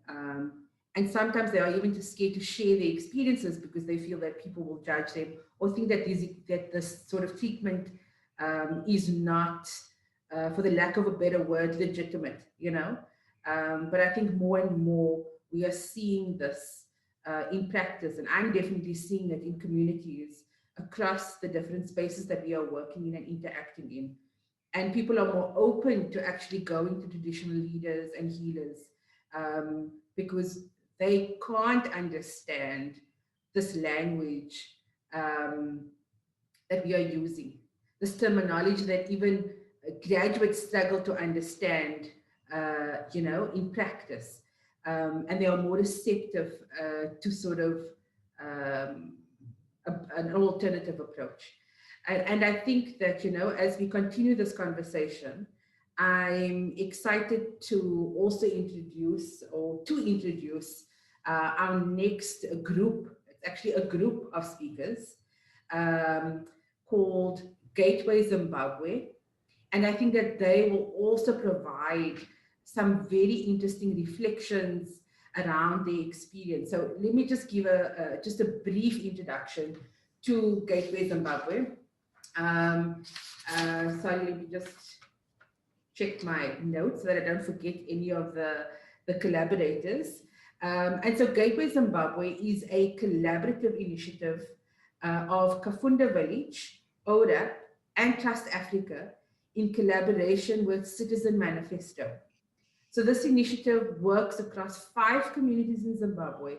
And honestly, if anybody knows some of these individuals that are going to be speaking, know that they do phenomenal work in supporting community healing and peace building efforts. So I'm not going to even explain or try and explain what they do. I want to hand over to my colleagues from Gateway Zimbabwe to give us some more insight, and then also to introduce the rest of their colleagues. So just to explain before I allow them to start, this is a 40-minute process. Like I said, this is not an intervention. I don't know how else to explain it to all of you, but to tell you that it's going to be a multi-sensory process, and they will be using different tools to take us through how they do this work and etc. So let me stop there and hand over. I see Jackie has unmuted herself, and I'm going to keep quiet now. Thank you, Sophia. And yeah, thank you, Nonkululeko. That was feels like a wonderful segue into arriving in. Yeah, we want to bring you at the beginning into our bodies, into our roots, get rooted. So I'm actually going to invite you all for a few minutes of, couple of minutes of just arriving in our bodies, closing our eyes and letting all that we've heard this afternoon land. Let's really feel it in our bodies. Have your feet on the ground. I'm lucky enough to be sitting in a garden, though it's a little bit cool now. But I've got my feet on natural ground, and your hands on your hearts. And let's think about what's our connection between heaven and earth. And let's bring all our senses. We're going to invite all our senses into the process. We're going to invite you all into that. So for now, think about the flow of water, the taste, the taste of water. What can we taste when we're tasting pain and when we're tasting joy? What lives in our bodies? So many of these things are part of, we don't always notice. They're unconscious. So I really want to invite you now to think, what am I tasting right now? What's on my tongue? What am I smelling? What scent is on the air? What's coming to me? Am I in a place with fresh breezes and flowers? Imagine there's some is there a stench? What's coming into my nose? What's on the wind, close and far? What can I see? Not only right in front of me, the faces on these screens and all our different places, but what can I see beyond that? What's my vision? What's my inspiration? What's my fire? What keeps me alight? What lights me up? And bringing us back to the earth. Where are our roots? How do we feel our earth, our mother, the holding, the touching? What do we touch? What's the texture under my fingers right now? How do my feet land on the ground? So here we are, held in between heaven and earth. Who's at our backs? We've been talking of lineage. We've been talking of this continent of ours, the blood, the joy, our ancestors. Let's be conscious of the invisible as well right now as we come into this conversation. A couple of breaths together. In and out. And another one. In and out.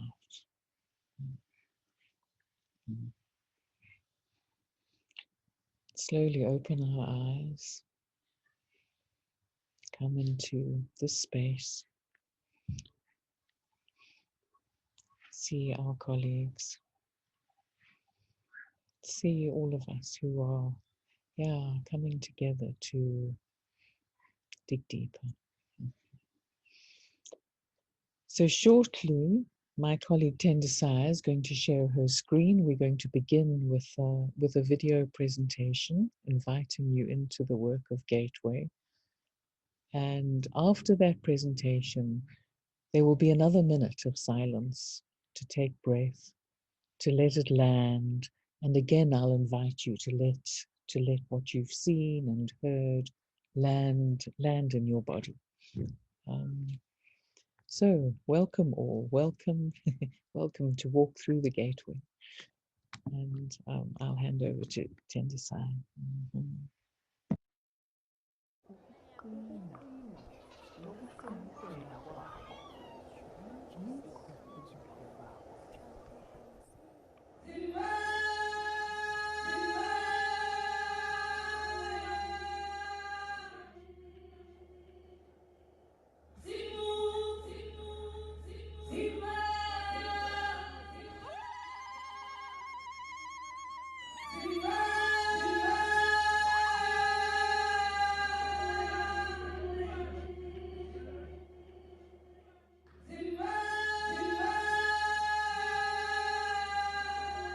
Kufunda Village, ORAP, and Trust Africa came together in June 2017 in search of new ways, and that led us on a journey of birthing Gateway Zimbabwe. Join us in exploring where we've been as a nation and our possibilities. Come, give me your hand, and let the breath of yesteryear whisper tenderly as you witness in stillness and stretch out into the call from the future.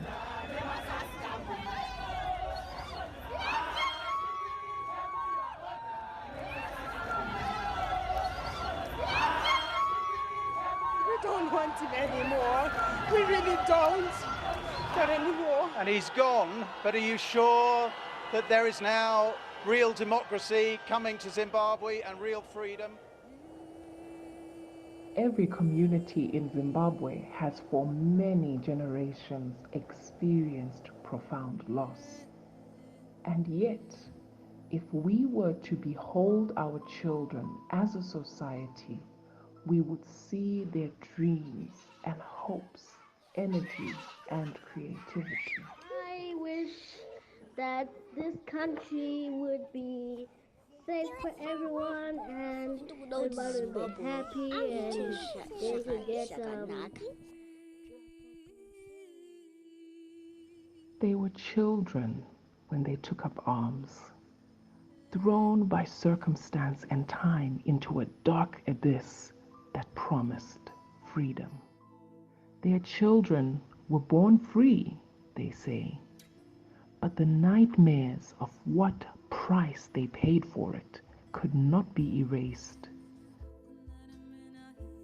If we continue to lead from our woundedness, we will only perpetuate the cycles of destruction, and our children's possibilities will disappear. Remember our ancient ways. Remember our ancient ways. Remember. The story continues with a burial, a seeming grand end. It was a seed, so it germinated, going up to seek light and breath, and burrowing down to seek water and nourishment. My experience in the garden is awakening quite a lot of things within me, because the way I work with the soil, you can tell as well how and what I do in my work with the community outside there.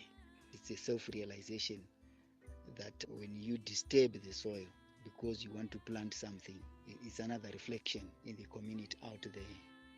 When is it necessary to disturb the soil? Is it the right time when the soil is saying, yes, I need water? Is it the right time, the type of the soil which says, yes, I need this type of compost or this type of fertilizer, this type of feeding, whatever.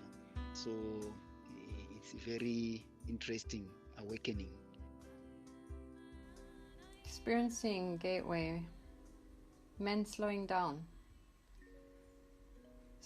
enough to another level of listening, creating more depth, more meaning. This included an enhanced ability to be with what is.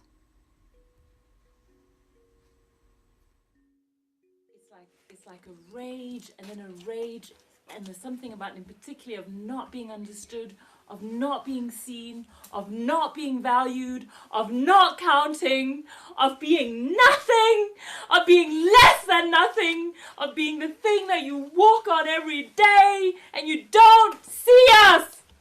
And I'm pissed off at him. It's enough. It's enough.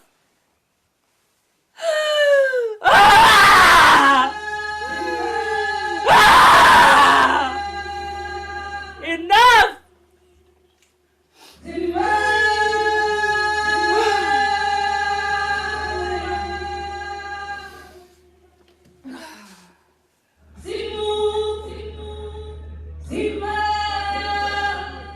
I think in order for something new to come, the old, has to be acknowledged so that it can also pass away and, go back into the soil. And I really want to thank Gateway Zimbabwe. Yakandishandura.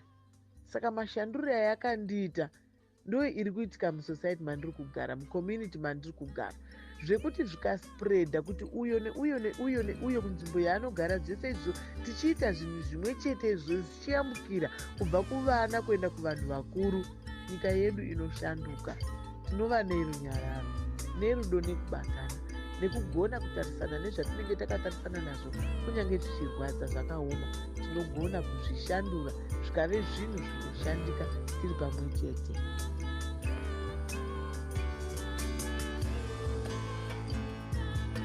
We are seeing together. We are feeling together.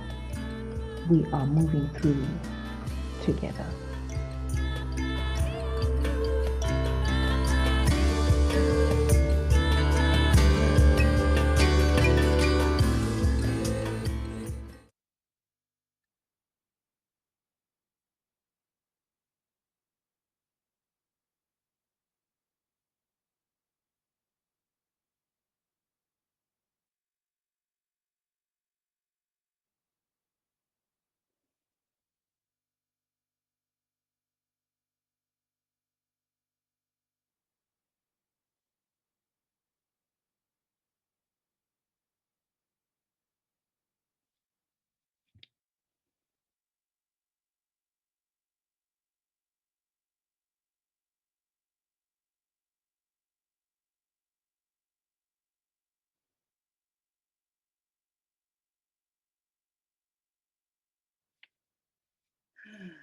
Thank you, everyone, for holding that space to take a breath with us.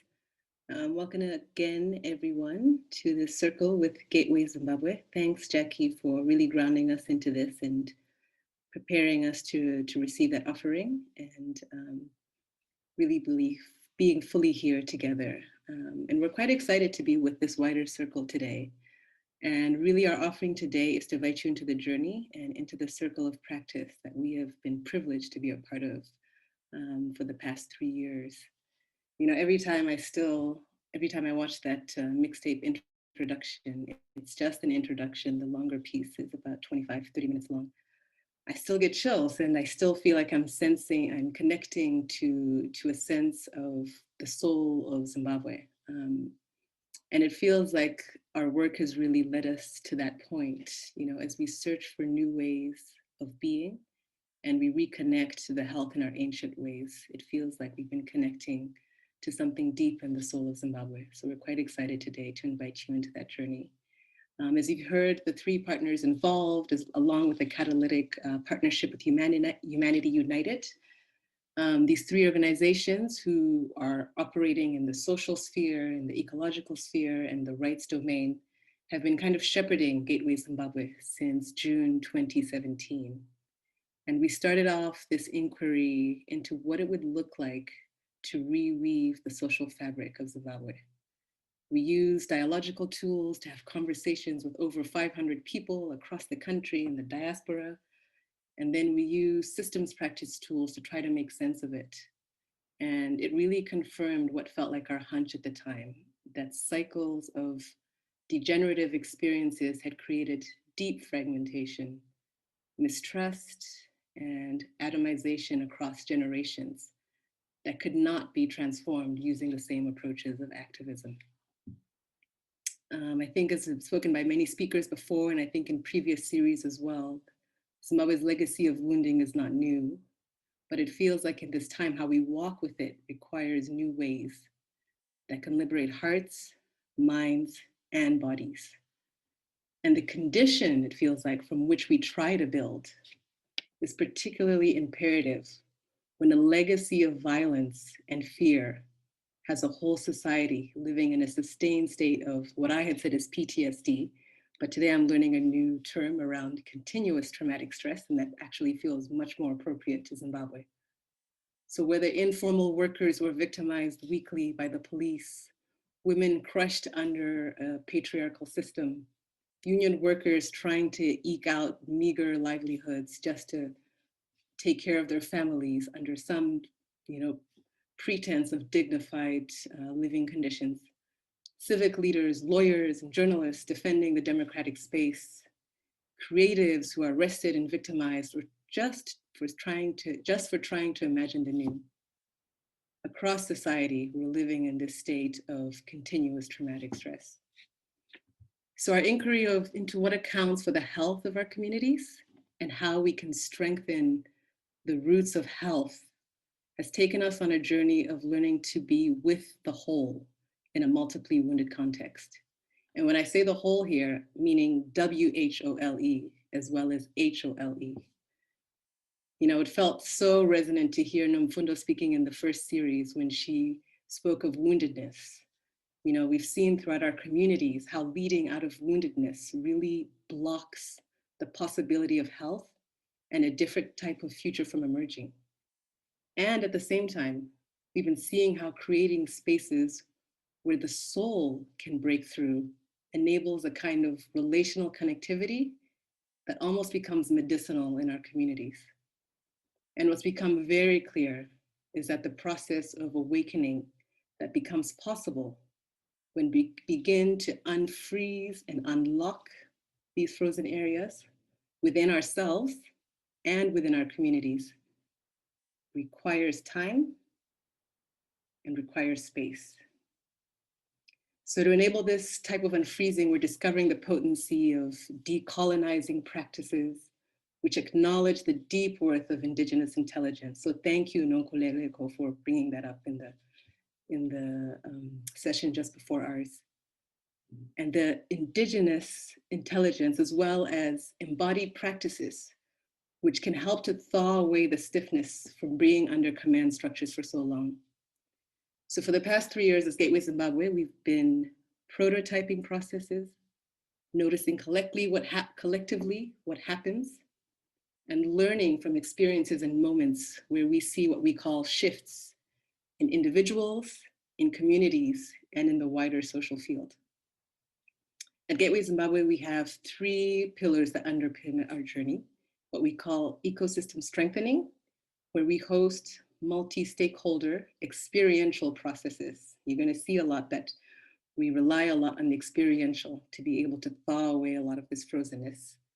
And there we introduce a broader collective of civic and community leaders to experience generative culture building processes of being together in new ways and connecting authentically across the ecosystem.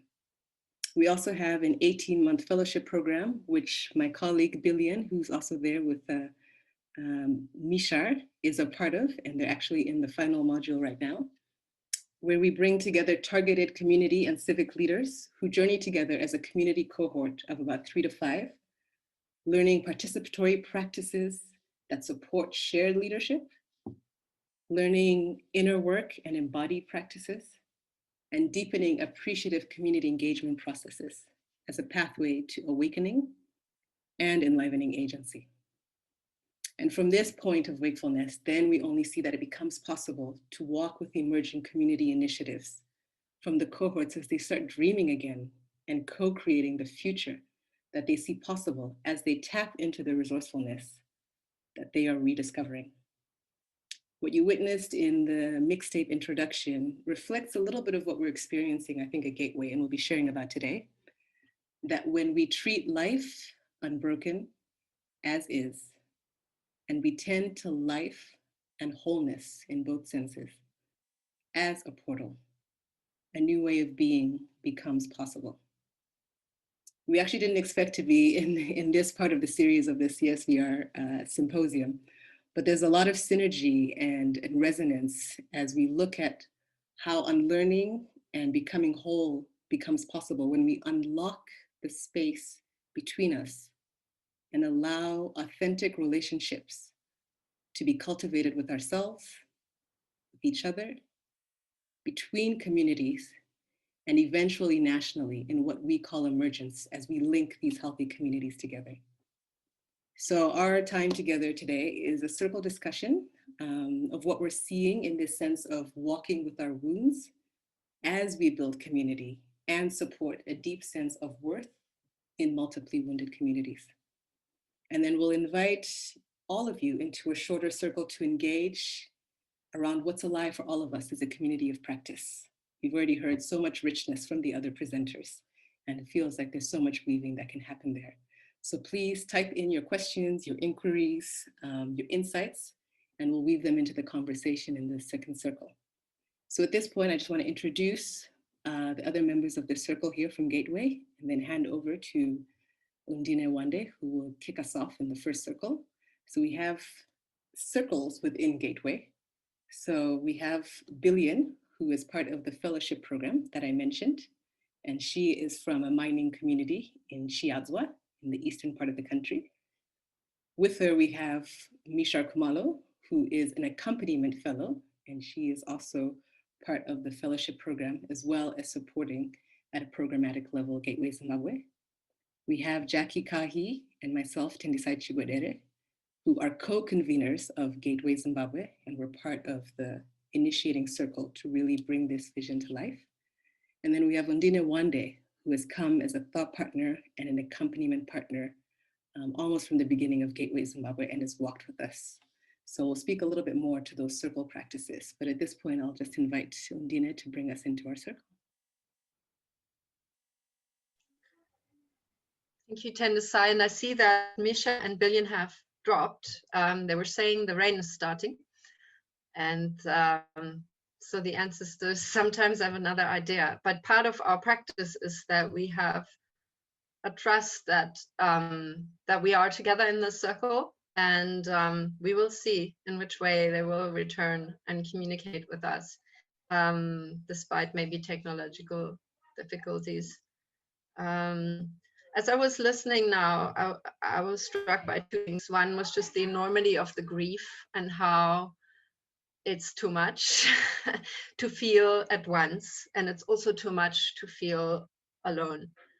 And the second thought was around intention.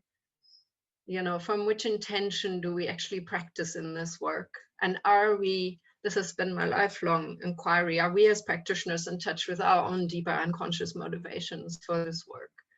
And surely I can say there are links to my own family history, and there are certainly links to my children's, who are Zimbabwean children, as well as belonging to other countries, that the past and the future and the ancestors and the descendants often call us into this work, but the Western conditioning often leads us to dismiss this. And so there's a huge process of unlearning that has been a conversation at CSVR when I was working there for the 5 years. How do we unlearn, especially if we were trained academically? And how do we drop to that level of the ground?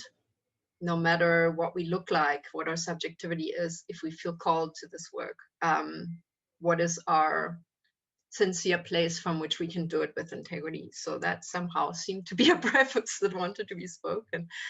And I think the question we're going to ask ourselves today is, how have we been weaving towards health and wholeness? And this piece that Tendisai spoke, that there's an unconditional, unapologetic, uncompromising belief in the underlying wholeness of African communities, of our continent, and of us as human beings. And yet the reality is so fragmented and so broken. So for us, there are many practices that we want to speak about that have been helping us to reconnect and reconnect and reconnect to the reality of that wholeness, and in a way that's rooted very deeply in the ancient understandings on this continent of how reality is actually woven together. So I'm inviting us to speak a bit more how we've been weaving towards health and wholeness. And I'll speak as well, but for now I want to just pose the question and invite Tendesai and Jackie, and hopefully Billion and Misha. So we haven't planned an order and we haven't got an agenda. We're going to have a conversation.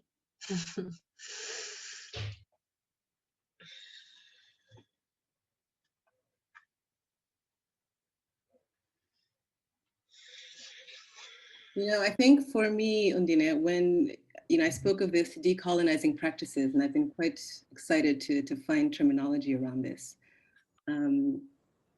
It feels like it's been so important even since the beginning of the journey, even as ourselves as a convening circle, to go through that process of being able to own our journey and not have language put around it of you are going to be around trauma and healing and XYZ, but really being able to come together as people who are rooted in the country, in communities, to really explore what is happening in our country and to really rely on, when I talked about indigenous intelligence, it's also a sense of community rooting, to know that there was something deeper that was happening in our country that you couldn't just put in a peace building project or into a structural violence project.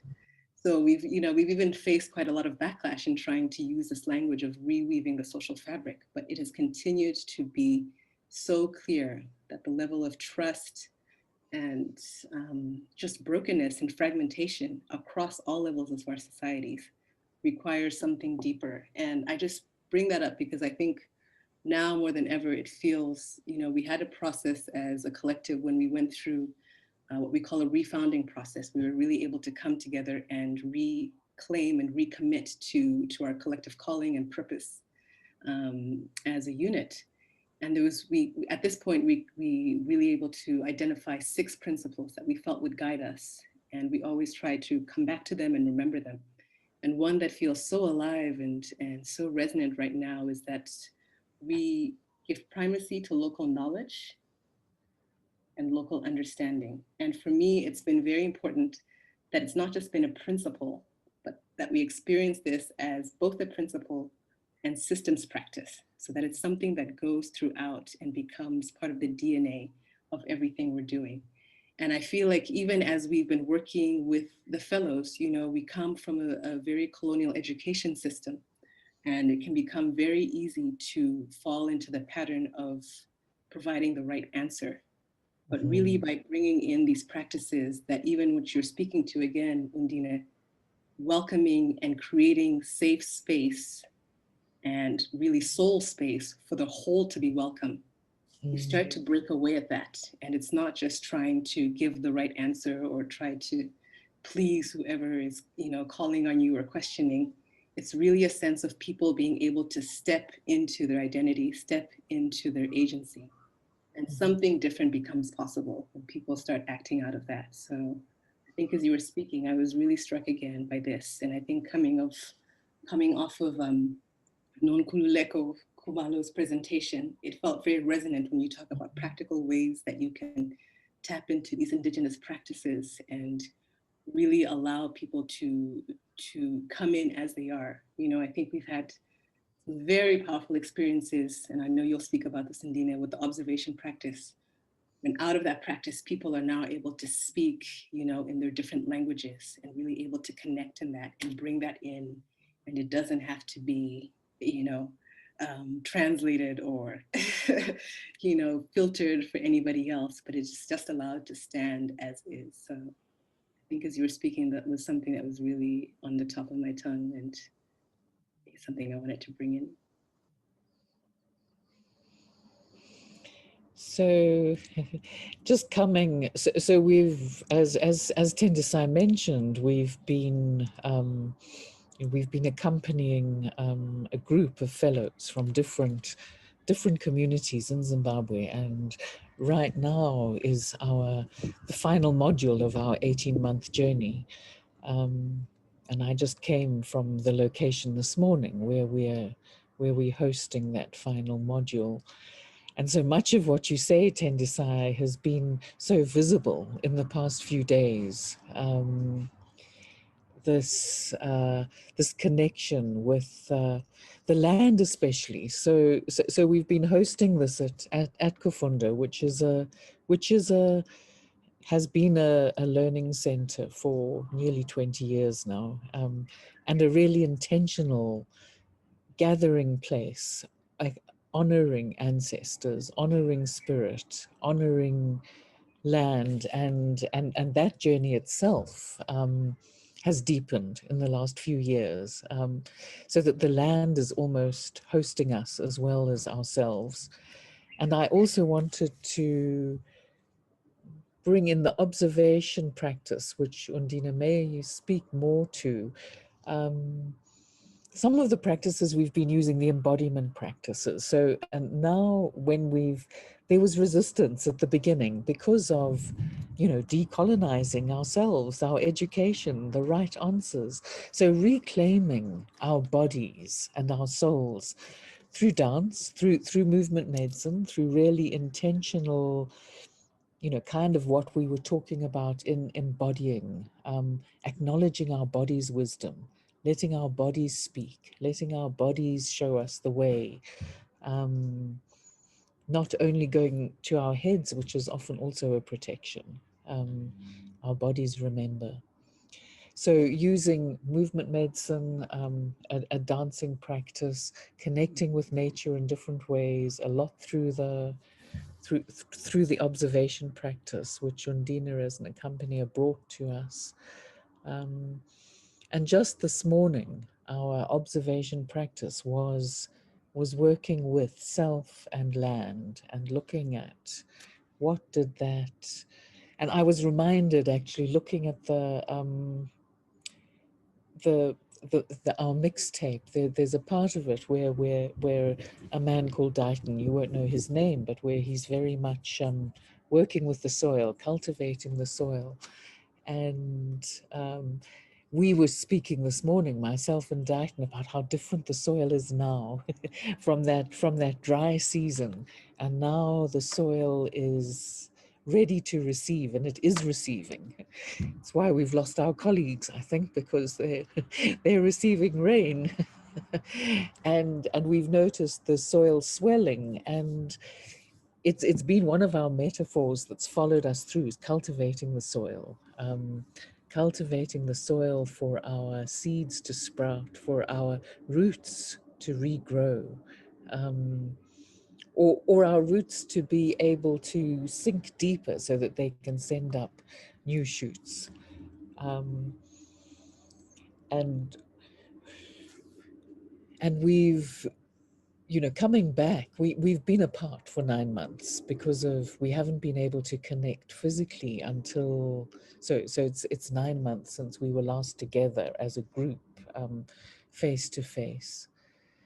And one of the first things we did was come back to trees that we had, young trees that had just been planted, that we were observing on a daily basis during the last module we had physically together. And coming back to our trees this time, they've been through a lot. They've been through drought, they've been through hail, they've been through frost, and many of them haven't survived. So we were, but one of the things we found was, when we dug a little bit deeper and when we moved the mulch around some trees which appeared to be dead, is actually the roots have been growing and there are new shoots coming up. So I don't want to say too much more now, but just that there's a lot of the metaphors are really landing. It feels like it's part of our practice now. The dance, the meditation, the observation, nature. So natural compared to some of in our first module when you know, there was tension about who were we, how are we showing up, our anger, our conflict, and now how have we taken agency, and how are these practices helping us be who we are? I think that's it for now. I'm still hoping Billion will return, because there's something that she said which really resonated, but if she doesn't return, I'll speak it, but for the moment, I'll hold it for her.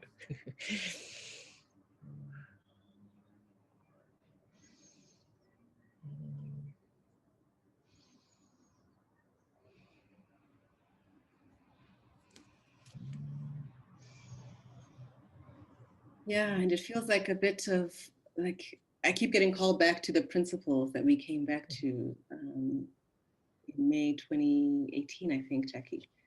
You know, we were sitting out there with Meg Wheatley in the botanical gardens, and there was one around living the culture we invite others into. And, you know, it's been so important that I think even as I was sharing about our own journey as co-conveners of going through our own process of reclaiming the space and, you know, this decolonizing process and feeling like we were actually resourced to be able to be resources as well, that it feels like there's something that is very important about this aspect of living the culture we invite others to. And I think, you know, some of the comments that are happening in questions about that I was watching before through some of the presentations of how much resourcing is required around, you know, working on so many levels with multiply wounded communities, multiply wounded individuals. It feels like there's this sense of, you know, the way we've been able to work with circles within circles within circles that are all resourced and resourcing and being resourced, you know, that there's something there that is able to really unlock the I guess the sense of community, I think, is what I would think about. And for me, it becomes important because when you think about healing, there's quite a therapeutic, I guess, strength of community in the healing process. And it feels like when you lead with connection in resourcing transformation and that relational connectivity that we're talking to. And so even the sense that these circles have been able to create very intense communities that are now able to support other circles has become some of the ingrained resourcing that has been able to, it kind of even, it's also, I don't even actually understand it. It's almost kind of like we talk about outsized impact in the systems mapping process. But in this, it's kind of like, it doesn't make sense how we're able to be, you know, supporting so much with so little. But, you know, this sense of these circles from the thought partners, including Undine, Karen, you know, the Pauls, all of these people who are around the world who are supporting the circle of the conveners, who are supporting the accompaniment fellows who have joined back. Welcome back, Mishar and Billion. Hope you can hear. Maybe we need to quickly use this opportunity. Yes, guys, can you unmute and jump in Hey, guys. before we lose you again? So just jump in wherever you feel like there was a point you wanted to bring in. Yeah, it's really part of me. Yeah. Thank you. I just wanted, and it might be a good bridge for you as you weren't here for some of that conversation, is just to participation, that principle you just mentioned, Tendasai, that's shown up so many ways as being, you know, we've been inquiring into who are we as Gateway, as being part of what we've been, our inquiry in this last fellowship module. And a lot of it is about being, you know, being there, being part of the community, entering, participating, engaging, and that's who we are as fellows, as conveners, as accompanying fellows. There's not a separation, and that, so it's the bringing back together. It's and that's enabled other people to show up across division and polarities as well. So that's my bridge. We're hoping Misha and Billion can say something before you drop off again in the rain.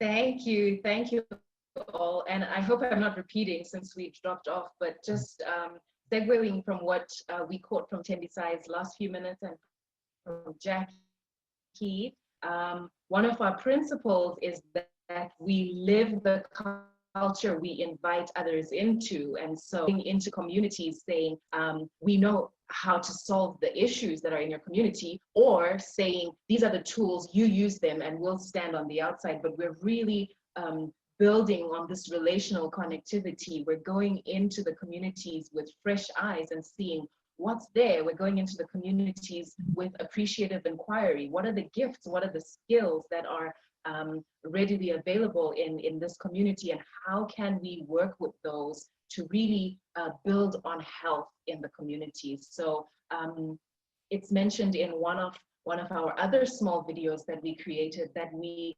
began this gateway journey with an inquiry of what does health look like? And so we're going into communities looking for help. We're not looking for everything that's broken down and everything that's not working, but we're saying, you know, think of a time in your community where you felt most alive and most aligned to purpose. Think of a time in your community where you felt most connected to each other. And how can we nurture that? How can we build on those connections? How can we build on that health? And it's been amazing being with the Gateway Fellows these past couple of days in what is the end of our 18-month program. And I think Billion will speak a little bit more about that. But really just harvesting and hearing back all the stories, all the amazing work that's going on in communities, all the connections that have been created across the country. We've got fellows in Lupane, fellows in Chiazwa, fellows in Chikukwa, and all these great relationships across polarities, like Jackie has mentioned, across tribes, as Jackie has said. One of the most powerful things for me is being able to sit in circle with fellows from all over the country and hear them speaking in their own languages, and creating that space for that to be okay, and for no one to feel like, why are they using that particular language? Now I'm offended, you know, but really having this space where everyone can show up in their wholeness, celebrating their identity, their authenticity, in a way that's really just celebrated and received by the full circle. And Billion, if you'd like to speak of some of the practical things to celebrate out of the gateway that you've seen in your community. Thank you so much, Misha. My name is Billion Matambo. To start with, I come from the popular, but not so popular, Marange Chiaza area, where there's diamond activities taking place, which is in Manicaland province, which is part of Zimbabwe. Our journey with Gateway Zimbabwe is communities. I'm a monitor in the community. It was the journey is, I can say it's fruitful because of their way of approaching things, which is unique in its own uniqueness. If I may say, with Gateway, it's quite different with all other organizations, the way they approach their things, because due to the inner work that they start with, like as a community or communities in Zimbabwe, as yet we are broken, we are wounded, we are bitter due to all things of things that have happened in our life.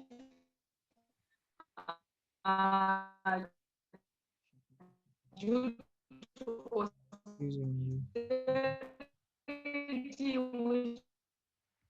also the government. I think you might need to switch camera off just for the sound.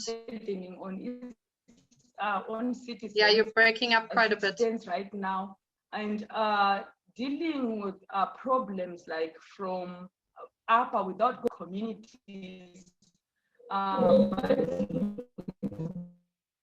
Gateway, we have started doing inner work.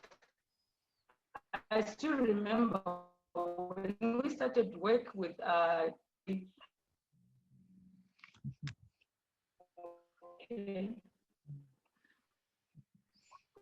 Yeah, we can't hear you.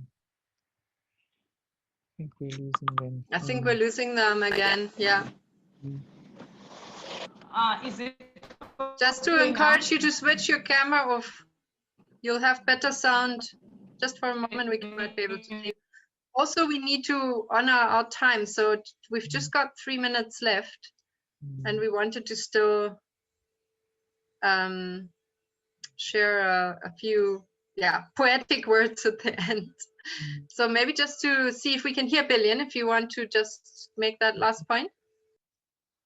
I think she's gone, but I think it might be the point that I was thinking about that she made in the workshop that when we arrived, we were carrying so much anger and bitterness inside ourselves that we were unable to function as leaders.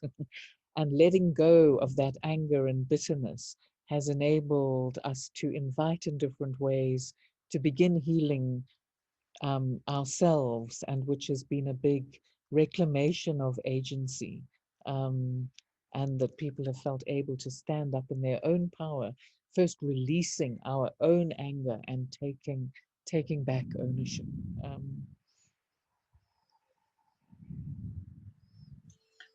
Yeah, and before I hand to Tendesai for the last minute and a half, maybe I just feel that one of our biggest teachers has been nature, and that part of this, for me, even speaking about it has such a risk of feeling like cultural appropriation. And I've walked a long journey with how to accompany respectfully the gateway.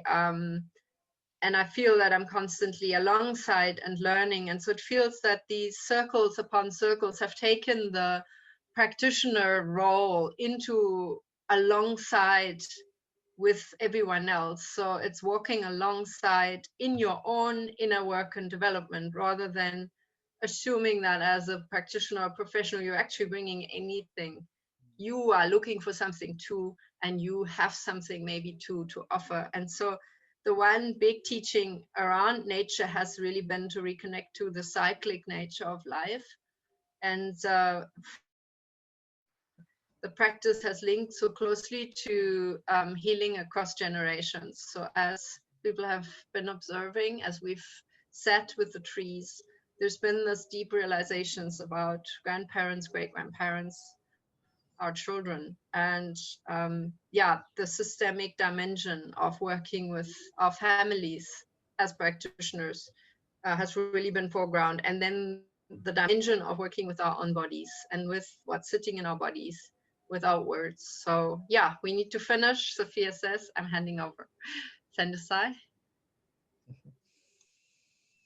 Thanks, Indine. So we just wanted to finish off with a poetic piece that came out of our own reflections when we were in Taro Land, which is by George in South Africa. To be or not to be with. Is that even a question? When all the acronyms fade away and the jargon moves to the periphery, all that remains true are the strands we call community. Decades of debate and research of the factors that enable communities to act. And what do we know? Exactly what we repeatedly forget. Community is the center of transformative process and social change. Why do we shy away from the only truth that has withstood the test of time? Something to do with time. It takes time to sit with community as it meets itself and remembers. It takes time to allow for the messiness to play out. It takes time to follow the unpredictability of finding a rhythm. It takes time to get to a place of authenticity with self and with other. It takes time to walk alongside community in reclaiming dignity. It takes time to fail forward and fail backward without a veil. It takes time to track with what we may seem like bushwhacking through processes for collective well-being. It takes time to discern how to transform the irreconcilable. It takes time to learn the dance and song which brings community to life. It takes time to discern the parts and to see the whole. No matter how you word it, the inquiry remains the same. Do we have the time? Do we give the time? Are we ready for time to pass? Are we prepared for all it entails to be with?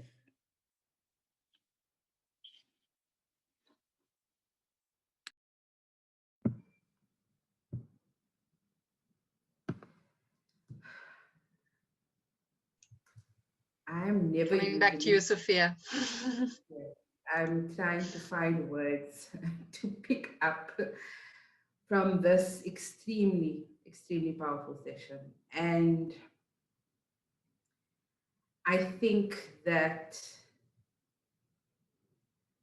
I will not even attempt to analyze or summarize. I think you've left us with, I think it was Elizabeth who spoke in the chat, a bounty of wisdom, deep reflection as practitioners, you know. Gosh, I feel like I need an exercise, some sort of exercise to ground me and my mind right now, because I'm left wanting more. And I implore Gateway Zimbabwe to facilitate further space for this sort of intervention. And I apologize profusely for rushing you through your process, because I feel like we could possibly be sitting here for days and probably still wanting more. But I think what you have shared with us, and not just yourselves as Gateway Zimbabwe, but also all the speakers. I mean, what I take away from this entire panel, you know, just to wrap it up, is just, and I'm going to be pulling from words from all of you, is, you know, the principles that Miche and Belen were talking about, but that they were reflecting about in terms of the work that they're doing and how they're doing it, you know, around taking the time, having the patience to accompany and to support and walk with communities in their journey of healing. I think one of the biggest things that we have been trying to highlight in our symposium, in our webinar series, is that we cannot be working in a vacuum. The African context, the work in Africa cannot be shaped and supported just by trying to think that we can bring these Western notions of healing and therapy into a space and use this cookie cutter approach. I think as many practitioners have seen that this is not working. I think that I think Tender Sai speaks about giving primacy to local community knowledge, expertise, and practice. And the fact that as practitioners, even if it doesn't make sense to us, that we need to respect it and give it a voice and give it its space and allow this agency of communities to, I think Angie speaks about owning our healing journey as Africans. So giving communities that space of owning their healing journey, and by supporting it and by accompanying it without trying to force it into or down a road that doesn't make sense for that community, for that individual, for that family. I really want us to have continued discussions around decolonizing practice. You know, I think as practitioners working in different spaces across the continent, we constantly battle with our inner voice, our inner gut feeling that sometimes what we've been taught to do in communities, whether it's through therapy, individual therapy, family counseling, community engagements, we can see it's not working. We can see it's not making sense.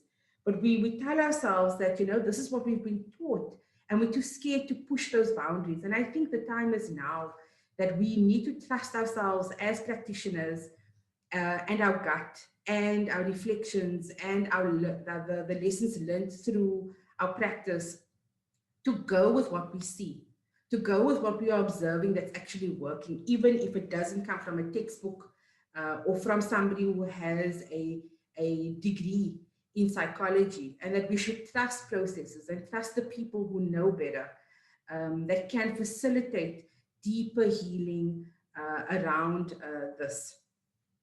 I think that, you know, one of the questions I'm constantly asking, and we constantly talk about at CSVR, we work in the peace building realm. Why do we keep going back to conflict? Why are societies constantly just falling back into a state of violence? You know, why can we never achieve durable and sustainable peace? And I think that some of the reflections throughout this panel is challenging us to rethink our strategy and our intervention. But I want to come back to something, and this is something I've learned. I've had the privilege of working with Undine and being and having just been exposed to just, you know, the way she challenges us as practitioners. And coming back to even what Jackie was talking about, is that even as practitioners, as leaders in our field, in our practice, even our community leaders, you know, I'm trying to see if Nomfundo's here, my director. Nomfundo talks about wounded leadership, wounded communities, and how do we work with people who have not been able to even deal with their own woundedness, their own trauma.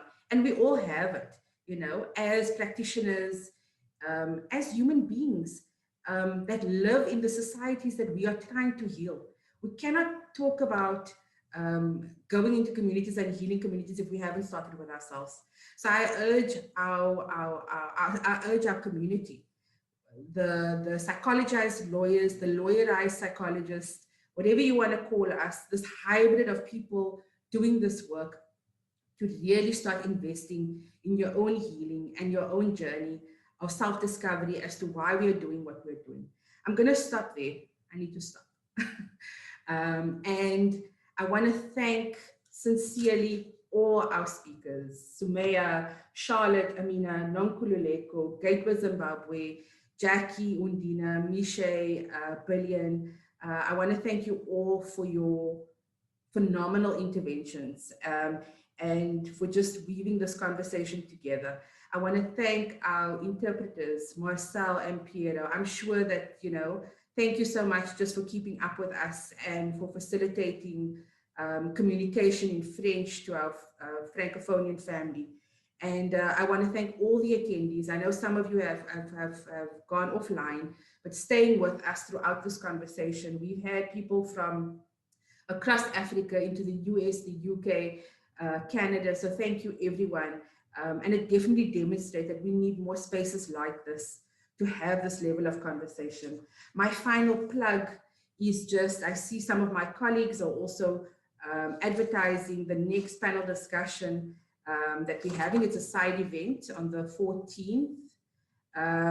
But then also, please follow the CSVR website, get information about the next webinar that forms part of the symposium that is planned for the 27th of January, 2021, that will look at the aftermath, engaging with collective trauma post-conflict, right? So please get in touch with us at CSVR and our coordinating team, the symposium team, if you want any further information. Follow us on our website, www.csvr.org.za. It also has information about the upcoming events around the symposium. And with that, I'd like to close the session. Thank you, everybody. Thank you again for all the work. And thank you to the CSVR backend team, as well as our IT support, Jatina and Mitesh. Thank you, everybody.